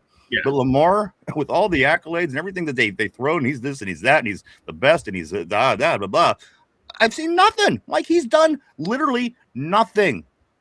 And you know what? When he had that weird offense where they were putting, I forget who it was, Ingram and maybe somebody else in the background or in the backfield, and you didn't know where it was going. They had a really, really, really successful season, and you couldn't stop that offense. That window shut. I'm like, it's not even the same kind of offense anymore. That was the only offense that Lamar Jackson ran that I was afraid of, because I thought, my God, you don't know which one of these. Because they had the dual running backs. I forget who they were. Yeah. And Lamar was still a threat to run, and he was getting better at a passer at that point. It's funny. The more accurate he's become as a passer, the less effective that offense has been. Yeah. Like every year, like it seems like his completion percentage goes up. He's running less, and teams are less afraid of that option out of him. He's losing that ability. It's just funny though, like we figure him out so easily. It's comical. You just rush him up the middle, and you can contain him. And I'm going to be honest with you, I was afraid of Lamar Jackson. When he's coming out of Louisville, I said, he was a beast. Watch Baltimore get him. Watch them draft him, and he's going to be a thorn in our side for the next 15 years. You know what? It's been everything besides that. I know, right? And I love it. Again, pay him more money, please. Yeah. Sign him for another 10 years, by all means. Right? Bring Lamar Jackson back. He can do it against everyone else, but he can't do it against us or in the playoffs. It's funny as fuck. I love it. Let's go on to right here to where Robert said it's not your internet tortilla. Let's go. There's Tater, Christine. Scoot around here. Summer says, oh no, not the Mr. Sister. Robert said, the Yinzers, we're buffering. We apologize. I didn't realize we were buffering. You know what, though? I was watching my baseball last night. I have a guy that I watch stream Pirates, and he was having a lot of issues because I guess storms are certainly selling. There's cells in the air. There's a lot of storms coming through the country today. It was in Texas yesterday. As a matter of fact, it messed up his whole stream, and I hope that's not the case. But if it is, we do apologize. Lindsay says, not for me. Laugh my ass off. Tortilla. He says, Corey says this, don't drink that. High school days, Mike, LOL, I'm not a dog like that anymore or that attractive like I was when I had hair. Laughing my ass off. And none of us are. I am. I get more refined with age. Let's do Scoot along here to Squeege. Squeege says this. I started talking to someone years ago back, and a long story short, she eventually asked what I thought about pegging. That was the end of the relationship. Instantly, LOL, seen her with a new guy. Poor dude. And the thing was, pegging didn't even get real popular until about a few years back, like 5 or 10 years ago. So you might have been like, yeah, baby, pegging, let's do this. Like, what's that? That sounds new and kinky. Yeah. And then before you know, come on. I like the stories. Keep them coming. Let's go right here to Squeege. Squeege says this. They're still together too. She's getting reamed. Or he's getting reamed. I'm sorry. P says good call at Squeege. Very good call. Dodge the bullet there, brother. Dodge the bullet for show. Let's go here to Don't Drink That at Jamal. I won't be going live until August when my little boy goes to preschool. He interrupts a lot during my recording, so I do have to edit a lot of stuff out. We know all about that, brother. For sure. And I do want to say that's awesome. I wish your little man all the luck with preschool. It's a path, man. It's the start of a path. Let's go on to Somber. Today's offensive line for Steelers. Now video saying left to right. Troy at left. Fatanu, of course. McCormick at left guard. Frazier at center. Anderson at right guard. And Cook at right tackle. Always informative, Somber. We appreciate you. Tater says, "What's excuse my ignorance, but what's pegging?" Hey, if you don't know, we're not going to tell you. Yeah, you find that out on your own. You might like it, you might not. You don't know until you try it, I guess. Report back to us. Go to the Browns chat. I'm pretty sure Somebody know what pegging is. Somebody over there will be able to tell you. I promise you. It's what the franchise has been doing to their fans for the past 20 years. Lindsay says this. Where the fuck is Dunker? This is BS. Tyrone says he's a rookie. Lindsay, he will battle training camp. Lindsay says I don't even care. Lindsay says he should start immediately. Tyrone says Anderson, the only Ty says he will once pads come on. End of days. What's up, end of days? Always great seeing end of days on the board. Steelers have the best receiving core. You know what? I'm a little worried about that term. People keep saying that. But again, are we getting a little too excited about the receiving core, Mike? Perhaps we're not the best receiving core in the league.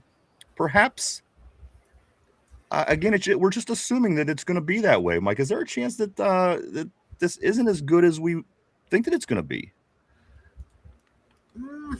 There's always that chance, but just looking at like the numbers that both of them put up last year. Pittman 784 yards, 7 touchdowns on 80 catches. I mean, look around the league. Numbers. Look at Dallas's receiving core. Do you can you honestly, with the straight face, Mike, say that we have the best receiving core in the league? Like I said, right off the top of my head, I go to Dallas and I see that they have an amazing. Even Cleveland. I know you don't want to think about this, Mike, but if we're going to throw Jeremy in there making our receiving core one of the better, you got to think of the guys that they picked up, Mike. They get 2 wide receivers that we would have certainly considered at some point in this draft. Also, so again, at the end of the day, I'm confident, but I don't know if I'm that confident. I do appreciate it, and I do like the confidence, but at the end of the day, Mike, I got to see this team get out and play some football before I start making these calls. I mean, you would think on paper, DK Metcalf, Michael Pittman Jr., and Jeremy Bernard, it's going to be really good. However, it's going to be really good because we haven't had 2 receivers on this team in 3 years. So for us, it feels great.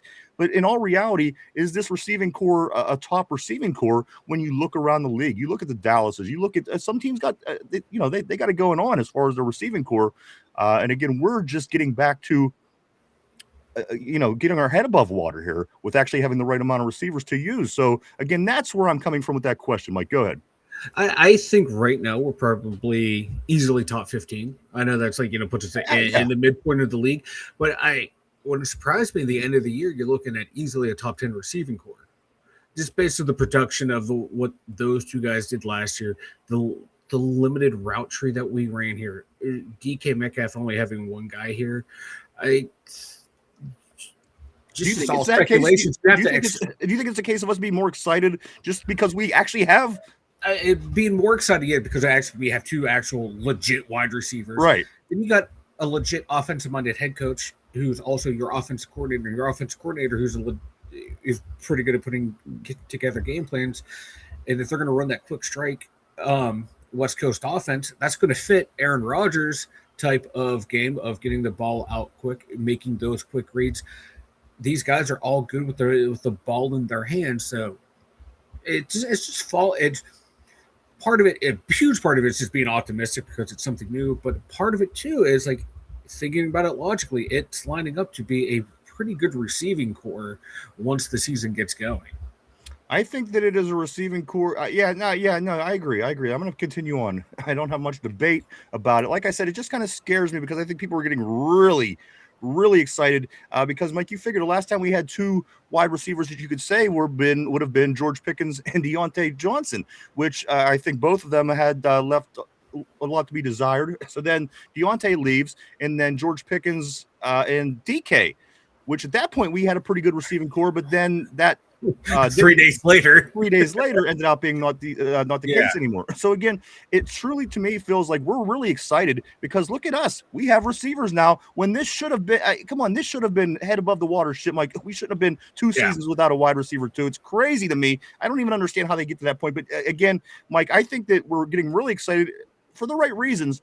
But again, I don't want to be let down by the receiving core as a whole, ultimately, at the end of the day, because we're way up here. Again, I just try to keep myself in the middle of the road because I realize what we've just gone through. So this feels really great. You have 1 receiver, then all of a sudden you get a Michael Pittman. Yeah, that's amazing. And one of these receivers out of the draft. Okay, we drafted a receiver early. That's going to be good for us. So I don't know if we really believe that, or it's just a case of going through 4 years.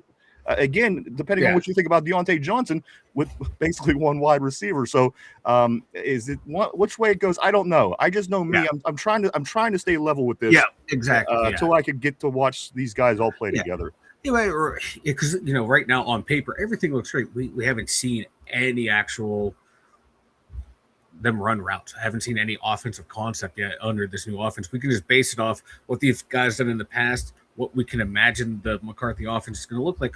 We know what it looks like in Dallas right now because that's what they're running. But Dax probably has a more lively arm right now than Aaron Rodgers does. But Aaron still has a pretty good arm. A lot of factors here, but I think there's really good reasons to be optimistic with this passing attack. I do too. Right? Like it it has to be for me, the floor of this passing attack, and that's going to include our tight ends and running backs. The cumulative offensive passing attack should be at least 15th in the NFL. Arguably inside the top 10, because you have a lot of guys out there that you get the ball in their hand. They're better than average. No two ways about that. Yeah. I mean, 15 or 16. We should certainly. That's where they should be. Yeah. I think that's a given, but again, we don't had know. some of that talent last year, and it was a struggle to get to that point. Yes. A few things, guys. Here, let's get into. Let's see if there's anything else I got on offense before I switch over. Not necessarily. Mike, special teams. Cam Johnston booting the shit out of the ball. I guess Cam Johnston, Mike, after the injuries that he dealt with while he was gone for a year, of course, our punter, Mike, and they've been bringing in a bunch of other punters, I think, for this reason. But, Mike, Cam Johnston really been outstanding. The special teams coach don't see any issues stemming back from his injuries. You gotta like that, Mike. Cam Johnston booms the leather off these fucking footballs.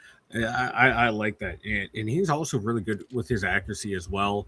He can play a well-rounded punter, and that's hidden yardage, baby. Like if you have a bad punter, we've seen it, man. The Presley Harvin era, the early Josh Miller era, those giving up those yardage, man. Puts a huge puts your defense at a big disadvantage. So if you have a guy who can boom the ball out of it, and we have guys that can cover on this team, on special teams, fly down there and make plays, that's going to help that defense out even more and put our offense maybe in some more advantageous situations. All right, before I switch over to defense, guys, here's the question. Not the trivia of the day, but question of the day for everybody on the board. Mike, question, not trivia, question of the day. Which 2025 draft pick of the Pittsburgh Steelers has the biggest second year, guys? Which draft pick from last year's draft for the Steelers has the biggest sophomore season? Mike, I'm going to give you the names.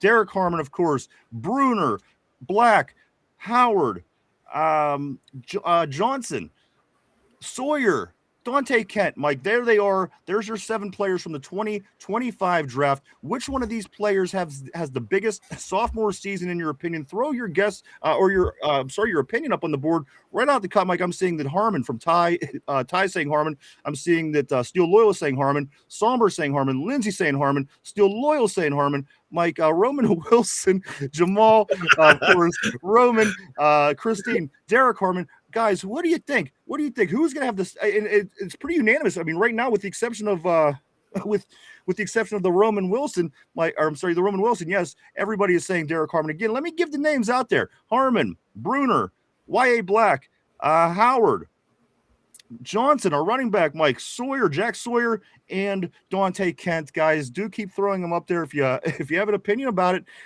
Very interested to see who does have the biggest sophomore season from the class of 2025. Mike, who you liking to have the biggest impact on the team from last year's draft class? Sawyer running up is what Somber is saying. Sorry. Yeah, that's exactly what I was going to say. I hate to be the guy that's repeating the broken record of Harmon. I think he is. But my dark horse is Jack Sawyer. We saw flashes of him last year he kind of gets lost in the shuffle when he's out there. Teams were forgetting to block him. And he was going in and wrecking plays as he got on. The first handful of games, he looked lost and confused. But as the season went on, kid showed some really good potential. So I like him, but for me, it's going to be Derek Harmon. His talent is, like I said, he reminds me of those younger days of like Cam Hayward and Stephon Tuitt, where those guys were just otherworldly. I think he's going to have that type of impact this year. And here's why he's going to have the best impact, because he's a first round player. Listen, You don't get a Derek Harmon in the first round and not get results. Derek Harmon will have the best second season out of all these guys. Let me look at the other guys and just get a feel here. Bruner, I think he's going to do what he did last year. He's probably going to catch more attention just because of a lot of the special teams things that he does. People are going to see that's consistent. I think people will notice that. Y.A. Black, he's the one that I want to have the biggest sophomore season. I don't know if he will, Mike, but again, remember he hit the wall. He hit the rookie wall last year about week 14. So again, I would like to see YA Black be what I'm talking about here, having the biggest impact this year. He's my guy.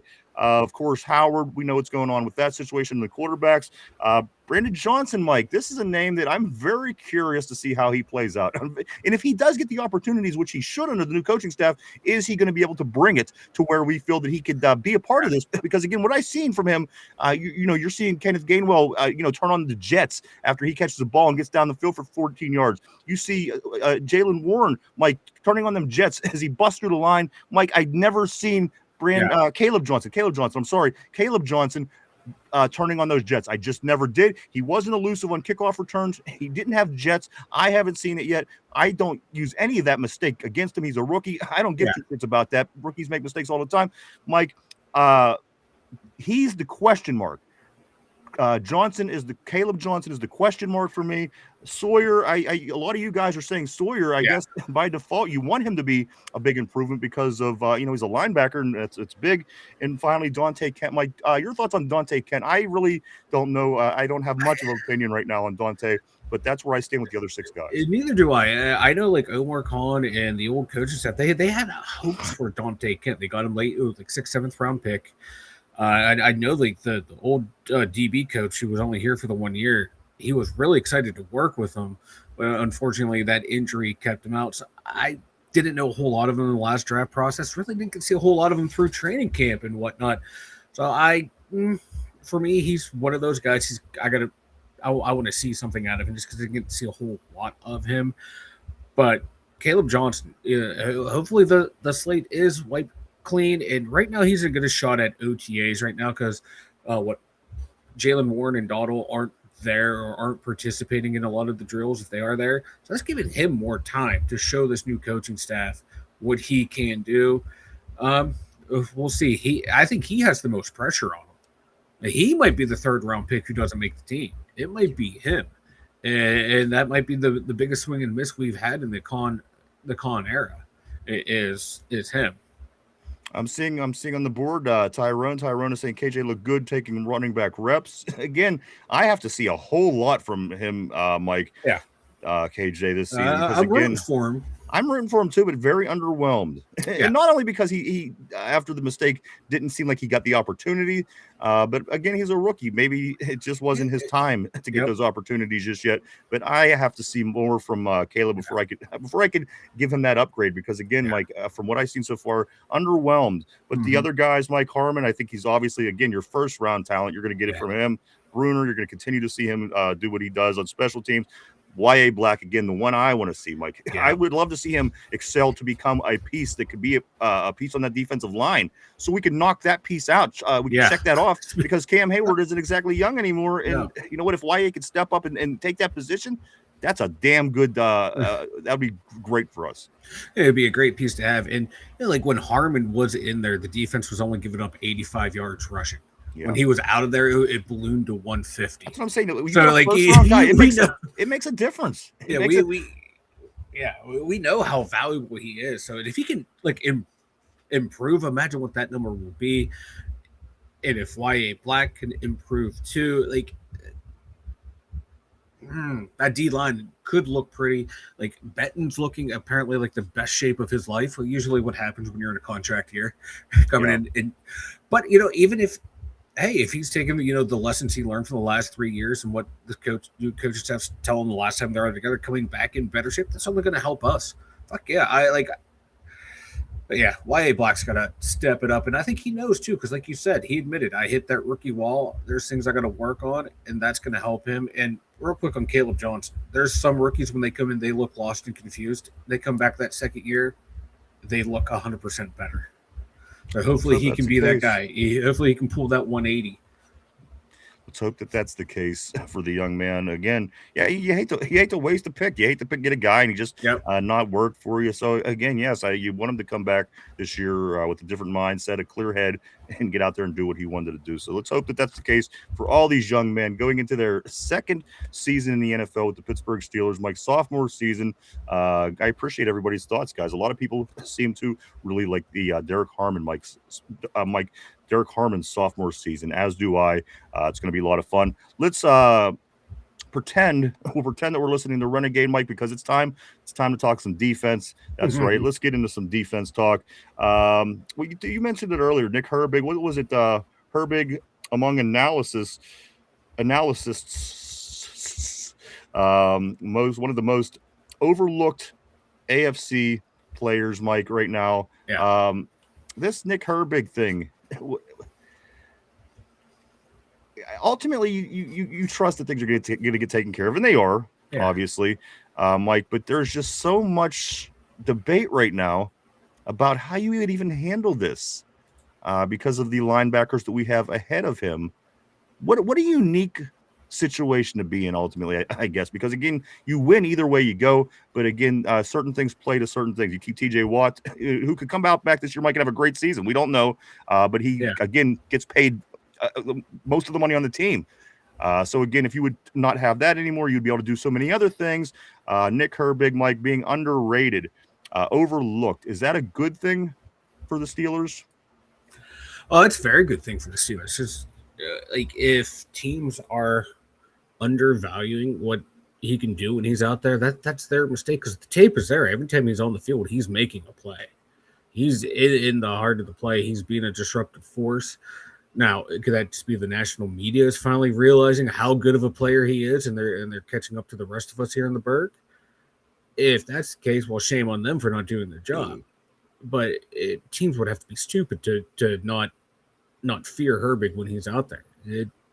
He's not the great run stuffer the way Alex Highsmith is, or even the way TJ was in his prime, but he's a willing tackler in those situations. He'll take on the blocks, but he's a disruptive force blitzing, and not just blitzing off the edge, but when they line him up on the inside, how quick he gets through the line and break up those plays.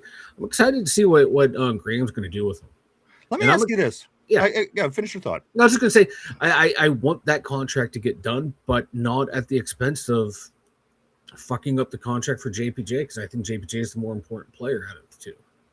Absolutely. Let me ask you this. Now, if you're a TJ fan, like a big time, let me say like Lindsay on the board. Listen, I'm not saying anything. I'm just trying to prove a pointer. Yeah. Let's say you're a big TJ fan like Lindsay. At what point would you feel okay with some kind of transaction with TJ, either trading him or for the value of the money, getting the money to put into the team, or saying that, you know what, it's probably past his time, or for whatever reason, if you were a TJ fan, somebody that don't want him to go, somebody that when we're having this conversation, they're like, no, TJ's got to stay, which again, I respect your decision. I respect your opinion. And again, that's why we are here doing what we're doing, talking Steelers, and the voice of Steeler Nation is very prominent here. Then that's why I'm asking this question. At what point do you feel comfortable if you were a TJ fan? Because again, I think people that are Steeler fans, they're saying, okay, well, I can see if this happens, if you move him, if you trade him, you could have this money, you could do this, you could do that. But if you're a TJ fan, at what point do you accept the fact that it might be time for TJ Watt for something to happen here, Mike? Again, at the end of the day, whether the Steelers want him to be here for his whole career, whether they whatever, is a TJ Watt fan, at what point are you comfortable with something being done with TJ?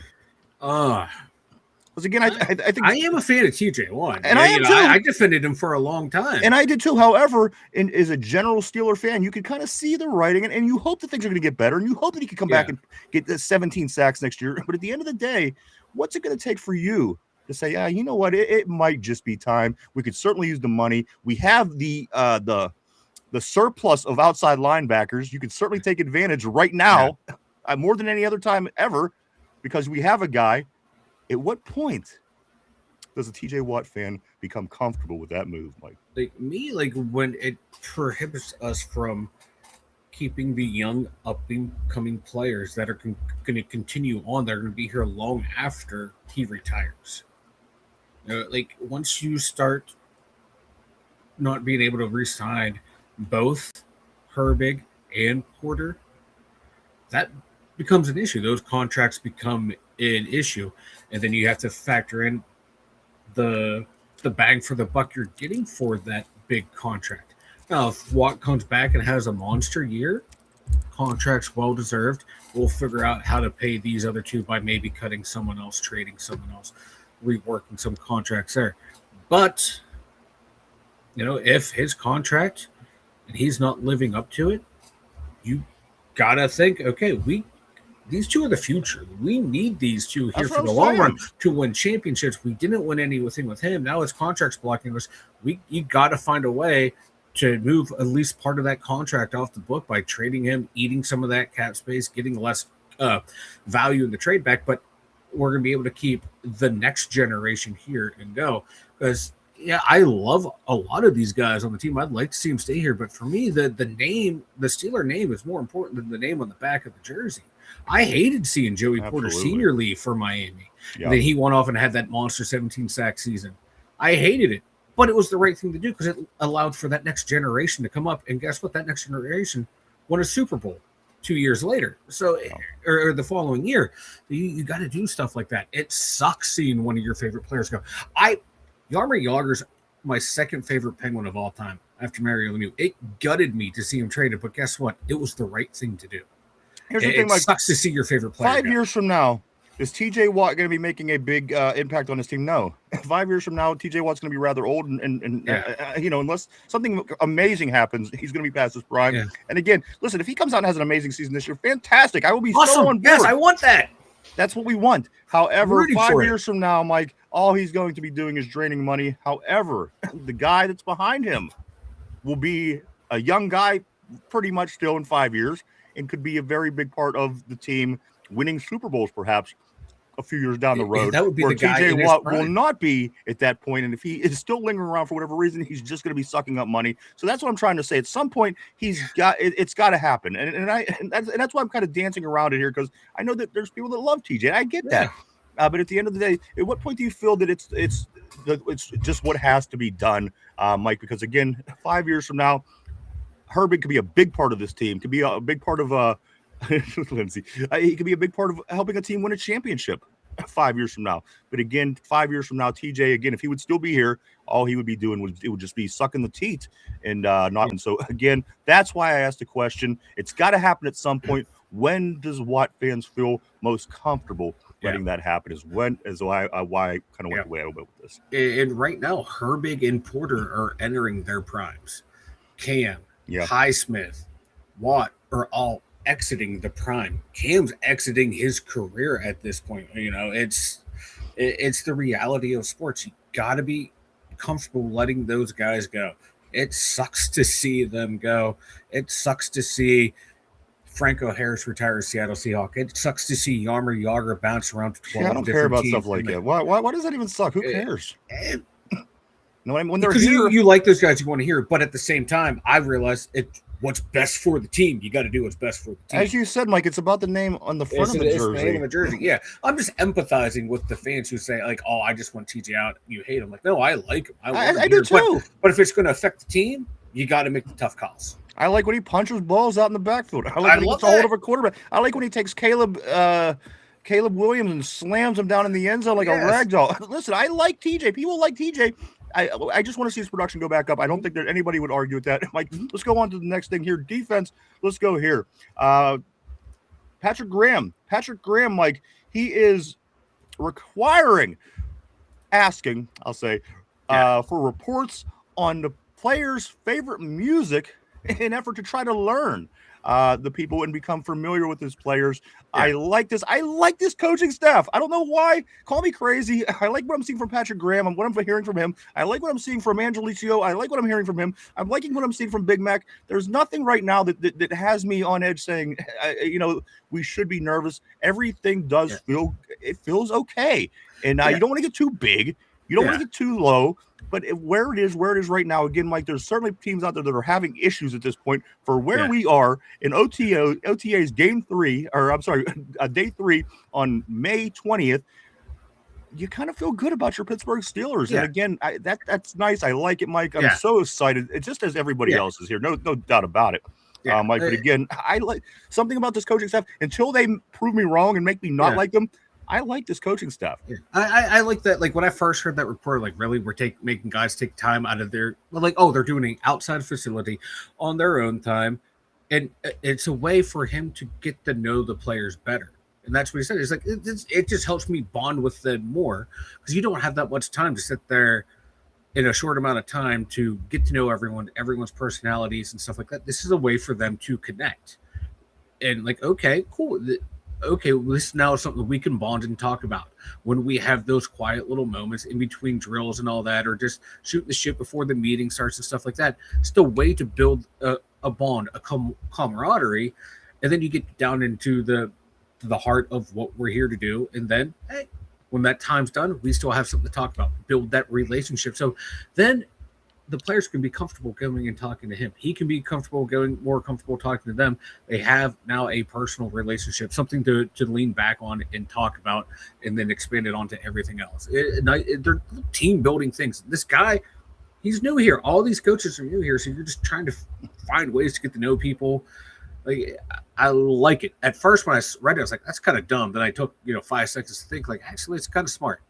When I first read he was going to be our defensive coordinator, I thought that was kind of dumb because, again, I mean, realistically, you were the defensive coordinator on the 32nd best team in the league last year. So for that reason, I was a skeptical affront. However, the more I'm listening, the more I'm learning, the more I'm seeing. Of course, we got to give him a chance. He's our defensive coordinator, for crying out loud. But again, Mike, there's things that you're seeing, hearing, reading, and learning that is making you value these people a little bit more and learning about them and knowing them. So again, very excited about what's going on with this coaching staff. Lots of things, Mike. But you know what? Here we are. It's 1:45 into the show. We're going to get back to the board, guys, because so much has been said. So much needs to be discussed. Let's get back at it. Welcome to the board, Mike. Here we go. Drew is there to sabotage, is what Tater said. Listen, I'm going to get through some of these older ones first just to kind of move along. And if I have to move it along, I will, Mike. But I'm going to make a attempt here to get back at it on the board. Tortilla, he says, on the bright side, Anderson probably won't start long if he wins the job. Tortilla, he says, in the Browns sabotage players. Christopher says this. He says, let's talk OTAs. I heard Keanu Benton beefed up, and so has Derek Harmon. I love that because, again, as we were saying yesterday, if Benton could finish plays, Mike, I thought he had a season last year better than his prior 2 seasons. I am ready, Mike, for a little bit more Keanu Benton this year, especially if he could bring it, because that's kind of been something all along. If Keanu Benton could step up, the defensive line would be better. They would stop the run better. They would be able to put more pressure. Yeah. So, again, to see a little bit more of improvement from Keanu Benton is another thing that I think should get you excited. Oh, yeah. It just like the old coaching staff said last year, like we trying to instill into him, wrap up, finish the play, dude. You're getting there. You're getting home. It's not finishing. Yeah. Definitely not. That's it. That's been his deal. And that's like plagued a lot of guys on this defense too. Like Herbig too, sometimes get in the backfield, wouldn't wrap up. Patrick Queen couldn't get the tackle down. So maybe this coaching staff can unlock that in those guys, and defense will be a whole hell of a lot better. Somber, Mike McCarthy, this is the most important part of the offseason, the OTA work. There's so much work that needs. I agree. I couldn't agree more. Into the year one, that is according to Brooke Pryor. Also, let me go down here to see what Lindsay got going on. Lindsay, she says this. I love Harmon. Can't wait to watch him this year. Me too. And me too. And again, Mike, you just see, again, those first round guys on the defensive line. They always wreak havoc, and I love it. And I think that's what you're going to get from Derek Harmon. Again, the numbers night and day when he's in the lineup and when he isn't. Let's go down to Christopher. I also heard that Will Howard is looking great throwing the ball with some zip. Yeah.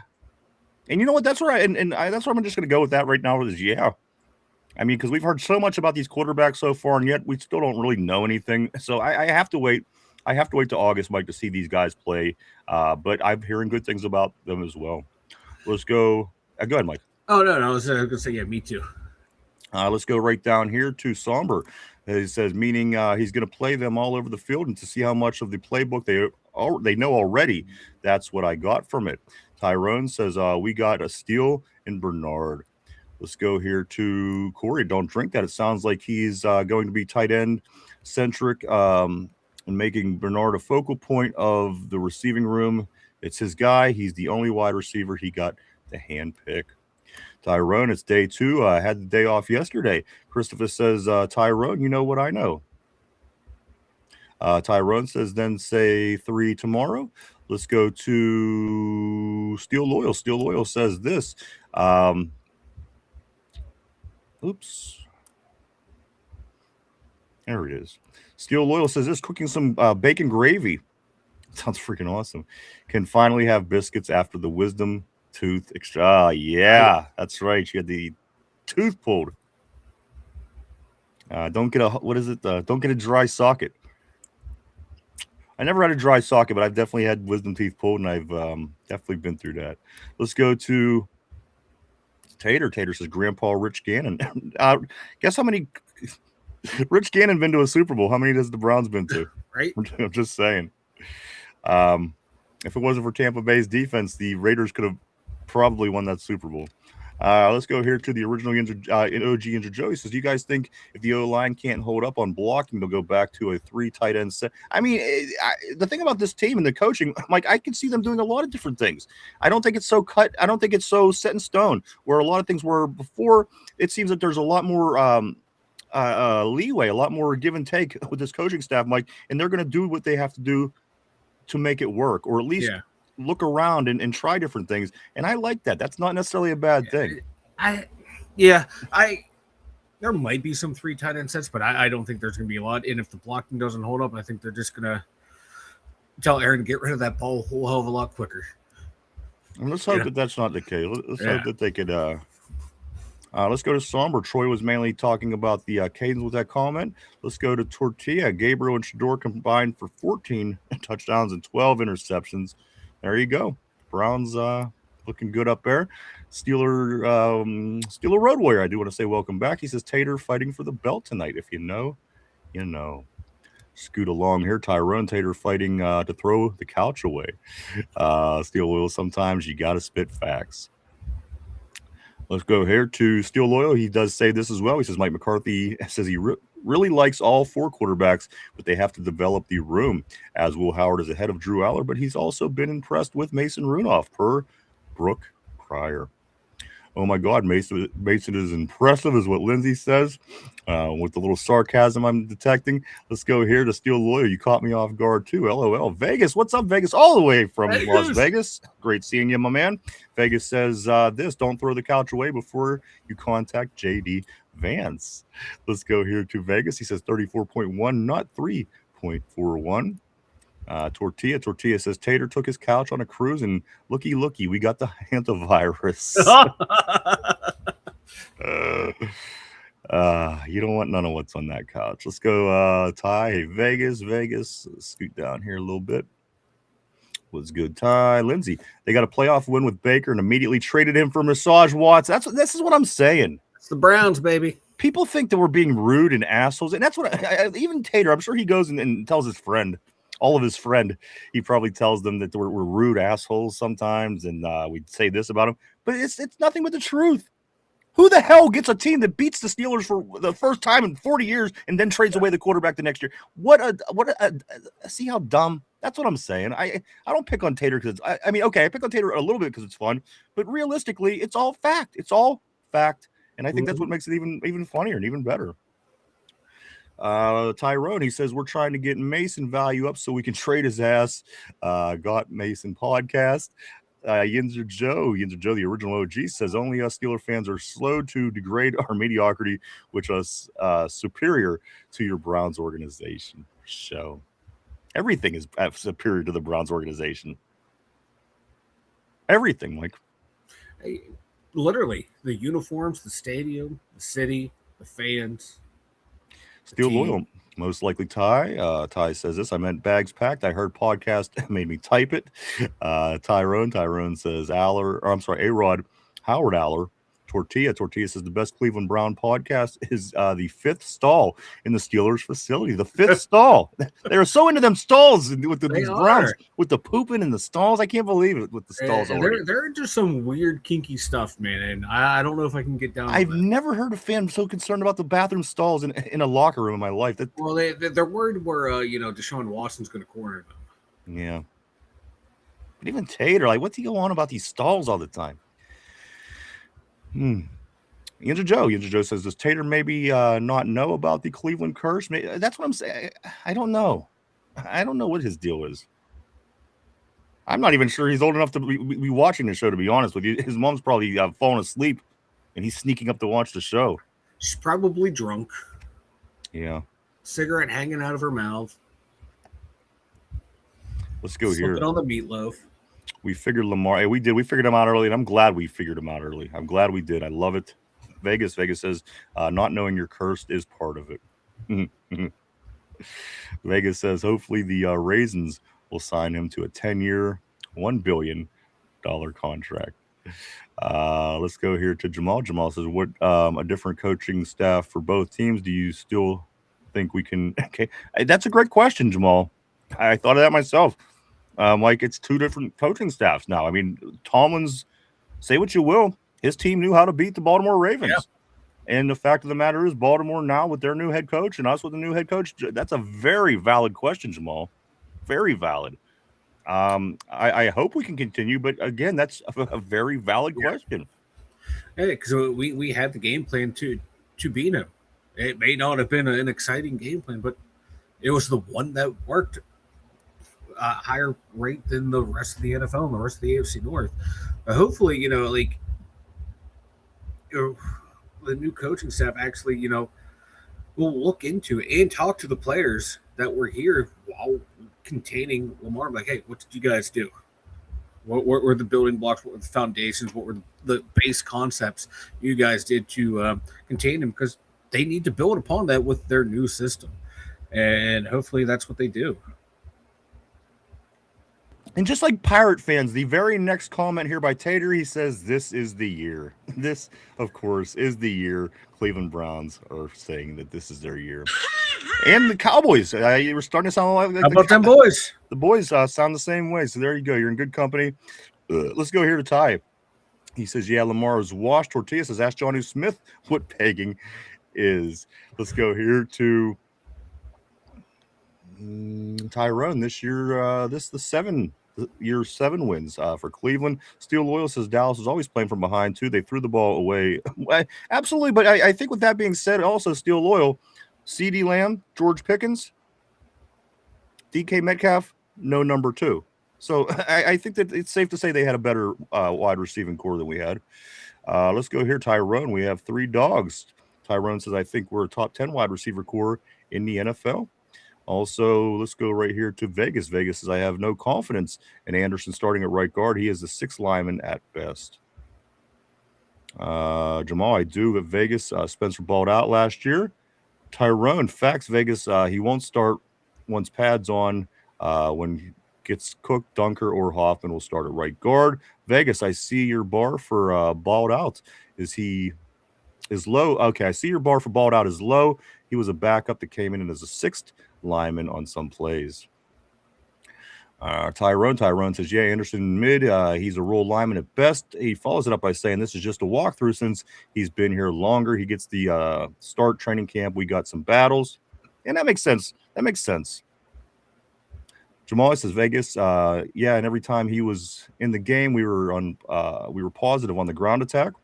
Tyrone says 6th lineman will do that. He's not a starter, Jamal. Again, right here is a lot of the people I asked how everyone thought who's going to have the best sophomore season. So I'm going to kind of zoom through these. I'm going to go right here just because this is funny. Lindsay says Jamal does like white people today. What the fuck is going on? What is going on? Jamal, are you okay? Is the alien Blink twice. Corey, what's going on with these aliens? Maybe you got to have Corey back for some more questions. Maybe Jamal got overtaken by a Jamal, shapeshifter. do I need to come down there and rescue you? He got taken over by a shapeshifter. I think this is, Vanilla Thunder will gear up and come down and save you. No, he won't. But it sounds fun. The sentiment's nice. Sentiment's nice. But it would be fun. I would love to hang out with Jamal. Let's go here to Jamal, LOL. Also, Somber says this. Mike Somber says, from everything I've heard from Angelicio and Graham yesterday, they're going to give all the guys a chance to prove themselves at multiple positions. And I think that that's the right way to do it. Because what's it hurt to try them? Maybe somebody really excels. You know? I like these ideas. I very Patriot-like to me. And if you like the Patriots, you dislike them, or you like Bill, or you like Tom, you didn't like them, it worked. What they did worked at the end of the day. So in a copycat league, why not copycat things that work? Just saying. Let's go to Somber. He says, I like it. Ty says, KJ looked good taking running back reps. Somber, yeah, they are focusing on the pass pro as much as they did his rookie year. Now he's actually getting field work. Somber says with a KJ, of course. Christopher says, Keanu Benton, we did get this with the Keanu Benton with the extra muscles is going to surprise us all. I hope you're right, because if he surprises us all, we're going to be in good shape on that defensive line. So let's hope that's the case. Somber says this McCarthy on Aaron Rodgers. There was a lot of conversation that went on, particularly the last 5 or 6 weeks. But being here at OTAs, in my view, is what I was looking for and what he was. Guys, I am again a lot of positive vibes with our squad. And again, you can think how this could be totally opposite. You got blown out again in the playoffs. Your head coach leaves. You're trying to fix some issues where adding wide receivers, a quarterback situation. So again, we could be feeling a lot more negative vibes from what's going on, but that's the case is Mike, we're not getting those negative vibes from the team. And I love that. I love that. That's a sign of something. I don't know what, but it's a sign of something. It's a sign of something. That's all I got too out of that. Yeah, there was nothing. Yeah. Summer says looking for, and we'll get the work done that we need to get done for show.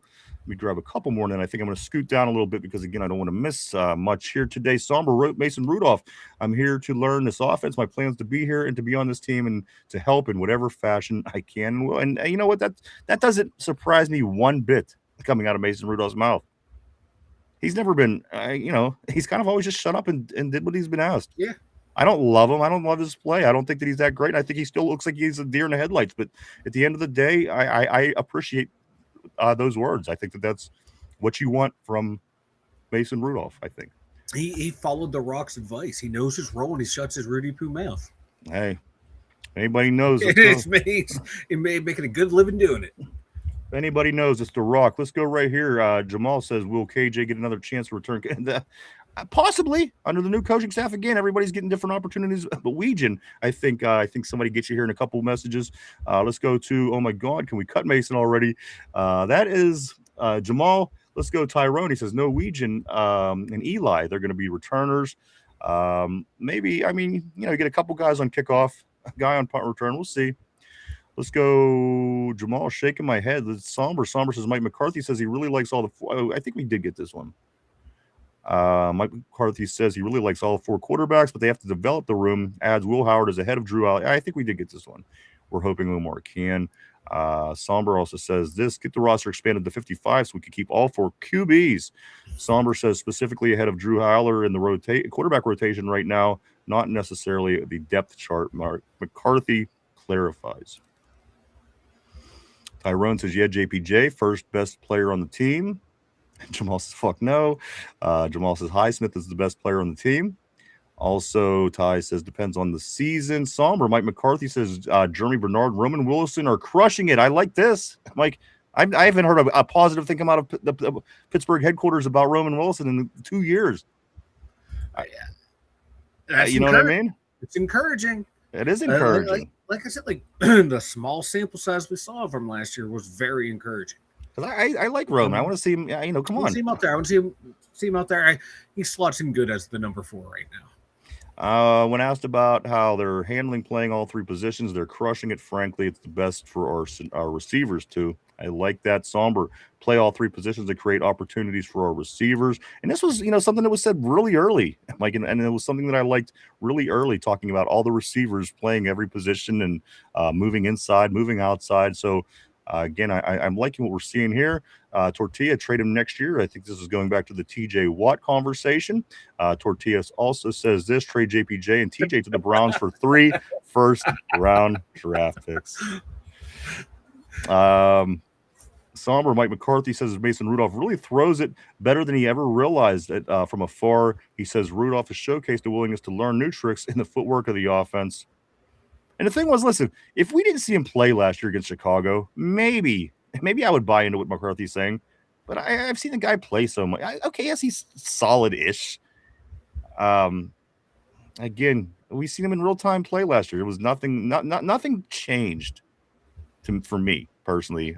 Watching Mason last year, watching him play 3 years ago when he had to win those games at the end of the year, or several years back, I still see the same Mason Rudolph. But I like the fact that Big Mac says that. I guess it's positive. Let's go. Somber says, "God damn it, Mason!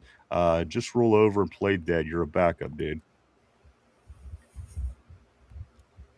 Steel Loyal, Aaron Rodgers says it's been surreal to be back with Mike McCarthy. He said being in the 10 a.m. meeting Monday morning felt like he was 22 years old again in the first meeting with McCarthy back in 2006. Jamal says Mason thinks he's going to be the starter when A-Rod retires. Somber, I'm so sick of this motherfucking Mason. Laugh my ass off. Lindsay says, no, y'all don't. TJ haters. Let's go here. Steel Loyal, Rodgers on taking his time to make his decision. I wasn't under contract. So, but that's, and listen, that was the argument. But again, it goes beyond that. It doesn't matter what you're obligated to do, because again, you have 53 other guys on that team who depend on you and they want to learn from you and they kind of need you. But he's here, so I'm not even going to really get into that anymore.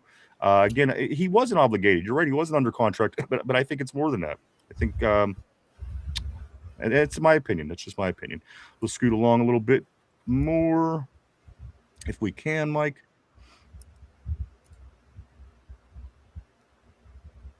Somber says this. Mike McCarthy says, Will Howard is wired the right way, and he really jumped onto his radar from afar when he watched him throughout Ohio State's national championship run. He's got excellent wiring. I don't know, and I'm going to be honest with you, and I'm not going to badmouth Will. I'm just going to say I remember a really stupid play that Will Howard made in a big game against Oregon that year. It was the end of the game, Mike. It came down to it, and he something with the clock. He should have known something. And he either threw it when he. I don't remember what the exact was, but that's what I remember. Hopefully there's a lot more to the kid than what I remember, because, again, that caught my attention when it happened. I can't give you much detail about it, when it was. I remember it was against Oregon, and I remember a very, very dumb Will Howard play, Mike. He really fucked up and lost him the game. He lost him the game on that particular play. So I hope he got the wiring right. Because I just think NFL defenses are going to be a little bit better than Oregon. Yep. I'm just saying. Yep, I agree. Right here, Tyrone. I see a good year for TJ this season. Absolutely, it will. Absolutely, because it's the last 2 years kind of went the way they would. So if TJ spikes and has a good year, there's reason to change our tune. But if it continues to kind of stay stale or go down, it's going to be a whole conversation. No two ways about that. Jamal, he says this. Big Mac lame as hell for that. Also, Jamal says, TJ's done, son. I see Jack Sawyer starting by the end of the season. Hey, what's up, Kenneth? Always great seeing Kenneth on the board. He says, hey, guys, my man, Kenneth. Steel Loyal, somber teamwork makes the dream work, baby. Dumb take. Lindsay says, TJ for life. Ty says, somber. Patrick Graham is a true 90s hip-hop head, and so am I. So I love Pat. See, that's what I'm saying. Every day, Mike, I read more about Patrick Graham. I like him a little bit more. I love 90s rap. That's what I grew up with. Let's go. That's my jam when I listen to rap. Let's go here to Somber. He just got like 10 points in my book. Steel Loyal, he says, Patrick Graham making the Jits listen to Tupac. That's a dub. Tupac was great. It was my favorite. It was my favorite rapper all the way for many years, even after he died. Let's go to Steel Loyal. Aaron Rodgers says, yes, this is his last year. Love that era of hip-hop, Aaron Jade. It was the best. It was the best. Because even, listen, people that love rap now, they always go back and talk about how great the stuff was in the 90s. They recognize because it was a whole thing. Dude, like you and I have talked about this numerous times off air. The rap and like the rock music of the 90s, it was like a perfect blend. Everything was great. No matter what genre of music you like, that 90s era was just perfect. And if you liked both of those big genres, it was perfect. And my playlist is 90% of it is 90s rap and 90s rock / metal. It's the perfect time to be alive for music. My favorite all-time album, 1992, The Chronic, the Dr. Dre, dude. Yep. Still to this day is one of my favorite albums of all time. And then 93, Snoop came out with Doggy Style the very next summer, and it's up there as well. But the Chronic, my favorite, Chronic 1. Let's scoot forward a little bit. Somber says mainly East Coast. Yeah, I was more of a West Coast hip-hop guy when it comes to rap. I mean, the East Coast had the Jay-Z's and the Nas's and the Mobb Deep and Wu-Tang. I like Wu-Tang a lot. But West Coast, man, back in the 90s, that's where it was at. Let's go to Somber. Somber says Patrick Graham doesn't want to listen to that stuff at practice. He's trying to get the guys to like his music. Haha. Tyrone says this TJ 15 sacks mark my word at Lindsay. Lindsay says, yep, you know it. Now what I'm going to do, Mike, I'm going to scoot ahead just a little bit here on the board. I don't want to, again, I hate missing any messages. I do. I will read them all, but I'm going to come right here to Somber right here at 1440. Mike on the board. Apparently Hurts either skipped or didn't get invited to AJ Brown's wedding. Yeah, Brown is a Patriot for sure. Steel Loyal says, yeah, Somber echoed me. Let's go right here to Jamal. Jamal says this question: when was the last time a white returner took one to the house? Go ahead, Mike. I got the answer. Oh, look at this. 2024, Charlie Jones. All right. I got to be honest with you. I don't see any black or white guys returning them too much anymore since they changed the kickoff rules. Hey, we got one. I had to post it for us. Okay? Team White. Wait, that didn't sound right. There you go. Let's go here to but the good question. I'm kind of sad I didn't think of that one myself. Lindsay says, hell yeah, Roman, wide receiver 1. Jamal says, after asking the questions, there was crickets. Mike, I have to for Jamal. Add crickets if my board would let me. Again, a little stuffed up. It'll start probably like when I'm talking about something else. There you go. I'll be talking about like titties or something, and all of a sudden this thing will start chirping on me. Let's go a little bit here forward. Lindsay, keep it up. Tyrone says, let's go down. Lindsay says, that's my dumb take. Like your TJ one. Somber, wait, what did I echo? The AJ Brown thing at Steel Loyal. I missed it. Somber said, Oregon is what Somber is saying. Tyrone, yeah, he slid too late, but it was okay. He blew them out of the water when it mattered most. That must be, yeah, that's what it was. He was running out of time, and he thought that he had a timeout maybe, and he still slid, and it lost the game. That's definitely what I'm thinking of. Steel Loyal says, no, the 4-quarterback McCarthy comment. Somber says, yeah, I missed it. Just spamming copy pastas. Let's go Steel Loyal. Steel Loyal says, laugh my ass as I'm trying to post the ones you don't. That's why I said teamwork makes the dream work.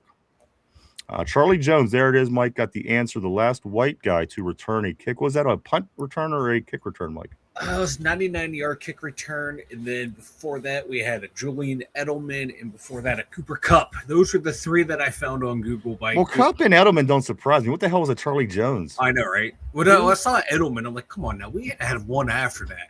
It doesn't even Charlie sound like Jones.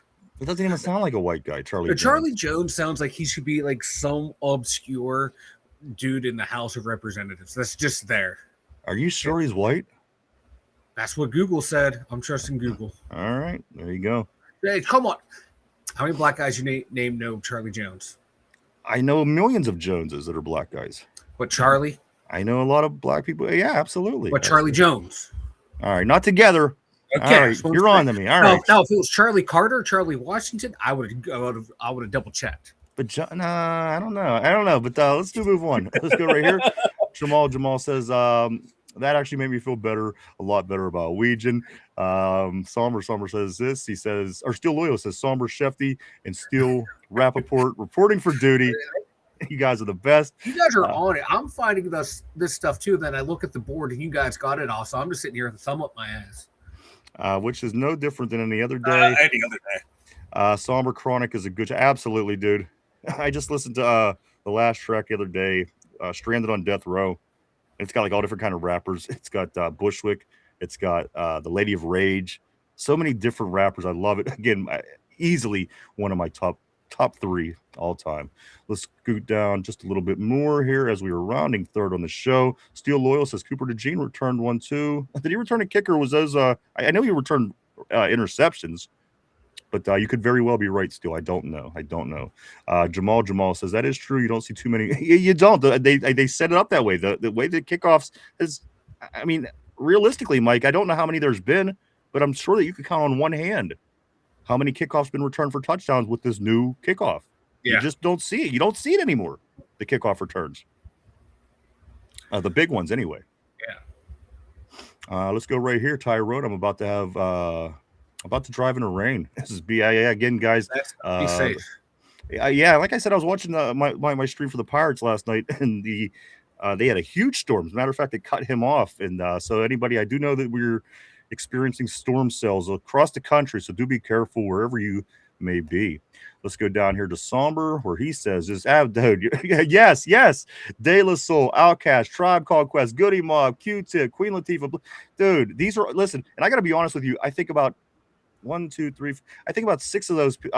6 of them, 4 or 5 of them. Did you say 6? Let's see. 1, 2, 3, 4, 5. I got mostly all those from the Columbia House free CD program. Remember, they would send you with the little stamps and stickers, and you pick them out and send them a penny.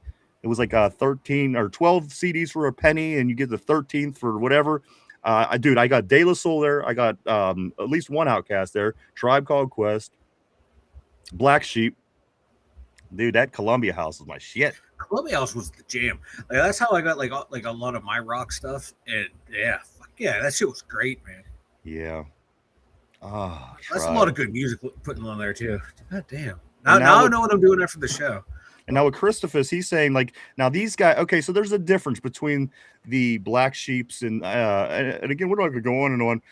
But Christophus is also talking about another group of rappers, your Tupacs, your Notorious B.I.G.s, your Nas's, your Jay-Z's, your so it was, they were just more popular for whatever reason. Again, all these other guys, though, Outkast, a lot of people still listen to Outkast. I'm going to continue on, but I love everything these guys are putting out. This is my first 20 years of my life, heavily. Let's go here. Tortilla, I brought Mark Caboli, a vibrating Snickers bar, so his ass is satisfied. Like, of course, we do know that Caboli is the one that eats with his ass open. We remember that here on the show. Also, if it's that's an if you know, right? Oh yeah, it is. Somber, man, the good old day. Yeah, you ain't kidding. I used to love this. I used to just chilling, listening to good music, man. Trying to get the bass to see if you could get it to thump as much as you can on your little stereo that's on the dresser. Everything you can to try to get the bass to bump. Steel Loyal says, I'm old, but I don't know if I'm that old. Mike, you are old. You old, brother. Mike, you are old, but you're not old enough to get out of doing the the website. Why don't you tell everybody about the website? The2dumbyinzers.com. Check it out, everyone. We got the merch store over there if that's your thing. We got all the links around in social media over there. And we got your Steelers news, your NFL news. Check it out at the2dumbyinzers.com. People in my high school wanted to beat me up because I listened to a lot of rap music, because it was more white kids, and when you have all white kids, and anywhere you go, you have all of one thing. Things kind of get a little screwy, but I definitely had people who wanted to beat me up because I listened to rap. Me and a couple of my buddies probably listened to rap more than anybody else in the whole entire school at the time. Caused us some problems, but you know what? Fuck that. I didn't change my shit, man. I loved it. Let's do scoot along here to Jamal, Lauren Hill. Absolutely, Lauren Hill. Come on. The Fugees, Steel Loyal. Now that's a segue, Ryan. Next to Michael Jackson. Guys, let's get into the trivia question of the day. That's right, it's time. And as I mentioned earlier, this is going to be something regarding the defense of the Pittsburgh Steelers. Mike, put on your thinking caps. Everybody at home, everybody on the board, let's get into it. Time to talk trivia question of the day. Now, this one, Mike, is not really related to anything. Sometimes I try to relate things to what's going on. Today is not related to anything that's going on right now. Just a random Steeler defense trivia question. So I'm giving you the heads up on that, guys. Here we go. Question of the day. It's been 51 years since Mel Blount set the single-season interception record for the Pittsburgh Steelers. How many interceptions did Mel Blount have that season? That was the record. Take a minute to think that over, guys. We're live 5 days a week right here, Monday through Friday, 11:30 a.m. to 2:30, 3 o'clock p.m. Every day right here on the Tube. Again, question of the day. It's been 51 years since Mel Blount set the single-season interception record here in Pittsburgh. Mike, everybody on the board, how many interceptions was it that he did have that season that set the record in 1975? Seeing on the board, Fujalala. Lindsay says 7. Ty says 12. Tortilla, he says my short Mendenhall. Christopher says 12. Somber, damn it, Lindsay took my guess. Let's go right here to Jamal. I appreciate that, Somber. You just made my day. Somber said 8. Mike, what is your thought process with this particular question? How many interceptions did Mel Blount have in that 1975 season? We know it's more than 2 because that's what Joey Porter Jr. had. It's definitely more than 2. I just had to say that for my boy Tyrone. I'm gonna go with 7. I'm going with Lindsay. She knows her shit. I'm going with 7. All right, and is that your final answer? 7. Final answer. All right, let me lock you in place. Mike is locked in. Somber says classic sound, classic group, great music. Jamal, guys, question of the day is this. It's been 51 years since Mel Blount set the single-season interception record here in Pittsburgh. How many interceptions did he have in that season? Mike said 7. Is that what you said, 7? 7. A lot of different answers on the board today. I see some 12s. I'm seeing some 8s. I'm seeing a whole lot of numbers, an 11 on there.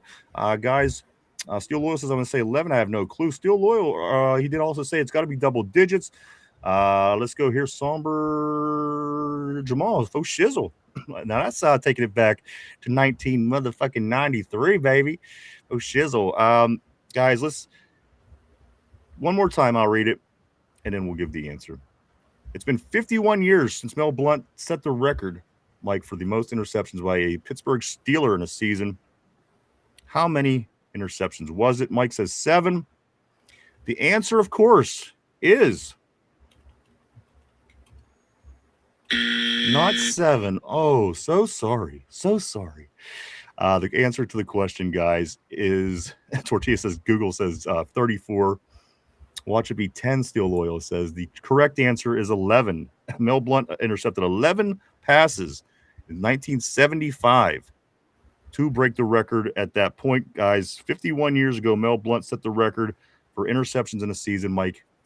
11 interceptions in a season. Wow. Lindsay says Vanilla Thunder. We were wrong. Sorry. Also, I do want to say what's up to Timmy. Welcome to the show, Timmy. Great to have you here. Great to have you on the terrible board. Somber, 11 of them. Thanks. Also, holy shit, Steel Loyal. Somber says Tyrone was close. And again, 11 interceptions is what my man Blount had back 51 years ago, if you can believe it. And I believe that was the year after the Mel Blount rule was instituted. Because you used to be able to beat the fuck out of receivers down the field, and they changed it, and he had his best season ever. So I think it was that year that was supposed to neutralize Mel Blount. Wonder how many of those were. Yeah, I'd love to go back and just watch all the interceptions from that one season. I think that could be a lot of fun. Somber, I see it now. Motherfucker, I said 11. Steel Loyal said. Lindsay says, even when I'm right, or even when I'm wrong, I'm right, though. I like that. I like that thought process. So therefore, I'm right, too, because I went with Lindsay's answer. Well, no, team. No, Lindsay. When Steel. Lindsay's wrong, she's right. Not VT. That wasn't included. No. You can't move the goalpost, as you say. We're two peas in a pod. Let's go here. Steel Loyal says I take no credit. That was a straight up guess. Somber still got it right. It counts, guys. Pittsburgh Steelers OTAs this week. Thank you, Lindsay. Thank you. What did Lindsay? What do you think? She agrees with me. What did I'm she? right. Because No. I trust Lindsay more than you. No. Well, I do too. But let's get back on the border. I did see 11 on the. There was, absolutely. There was 11. I think Steel Loyal might have got that. Let's go here to Ty. Says JPJ still better. Steel Loyal. Steel Loyal says I'll take my dubs as I can. Absolutely. And Christopher says this. He should have had 12. They stole one from him against the Raiders because they flagged Joe Green for roughing the quarterback. You know what? I have to go back. I want to watch them. Like maybe there's a nice compilation on YouTube where you could watch every one of those interceptions. I think that could be a lot of fun. Michael, your thoughts today's show? We talked positive vibes, OTAs. Yes.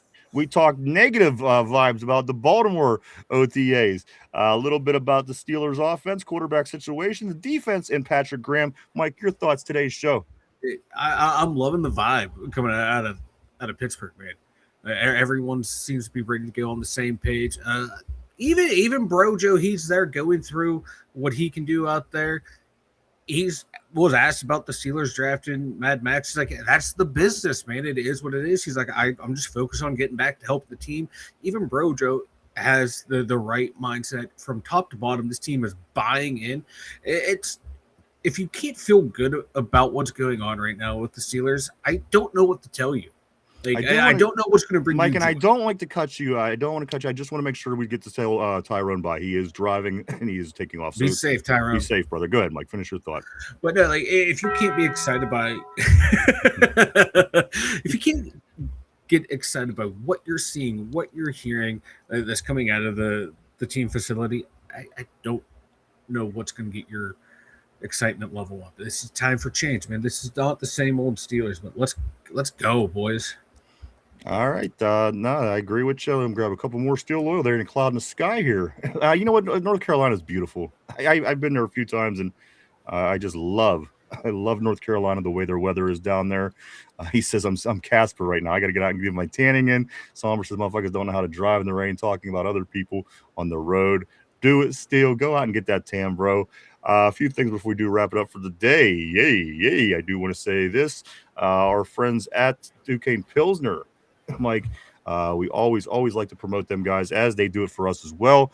Stop by the local Giant Eagle to get your 6-pack or 12-pack of Duquesne Pilsner or wherever cases are sold. Mike, they always do good for us, so we want to do good for them in return.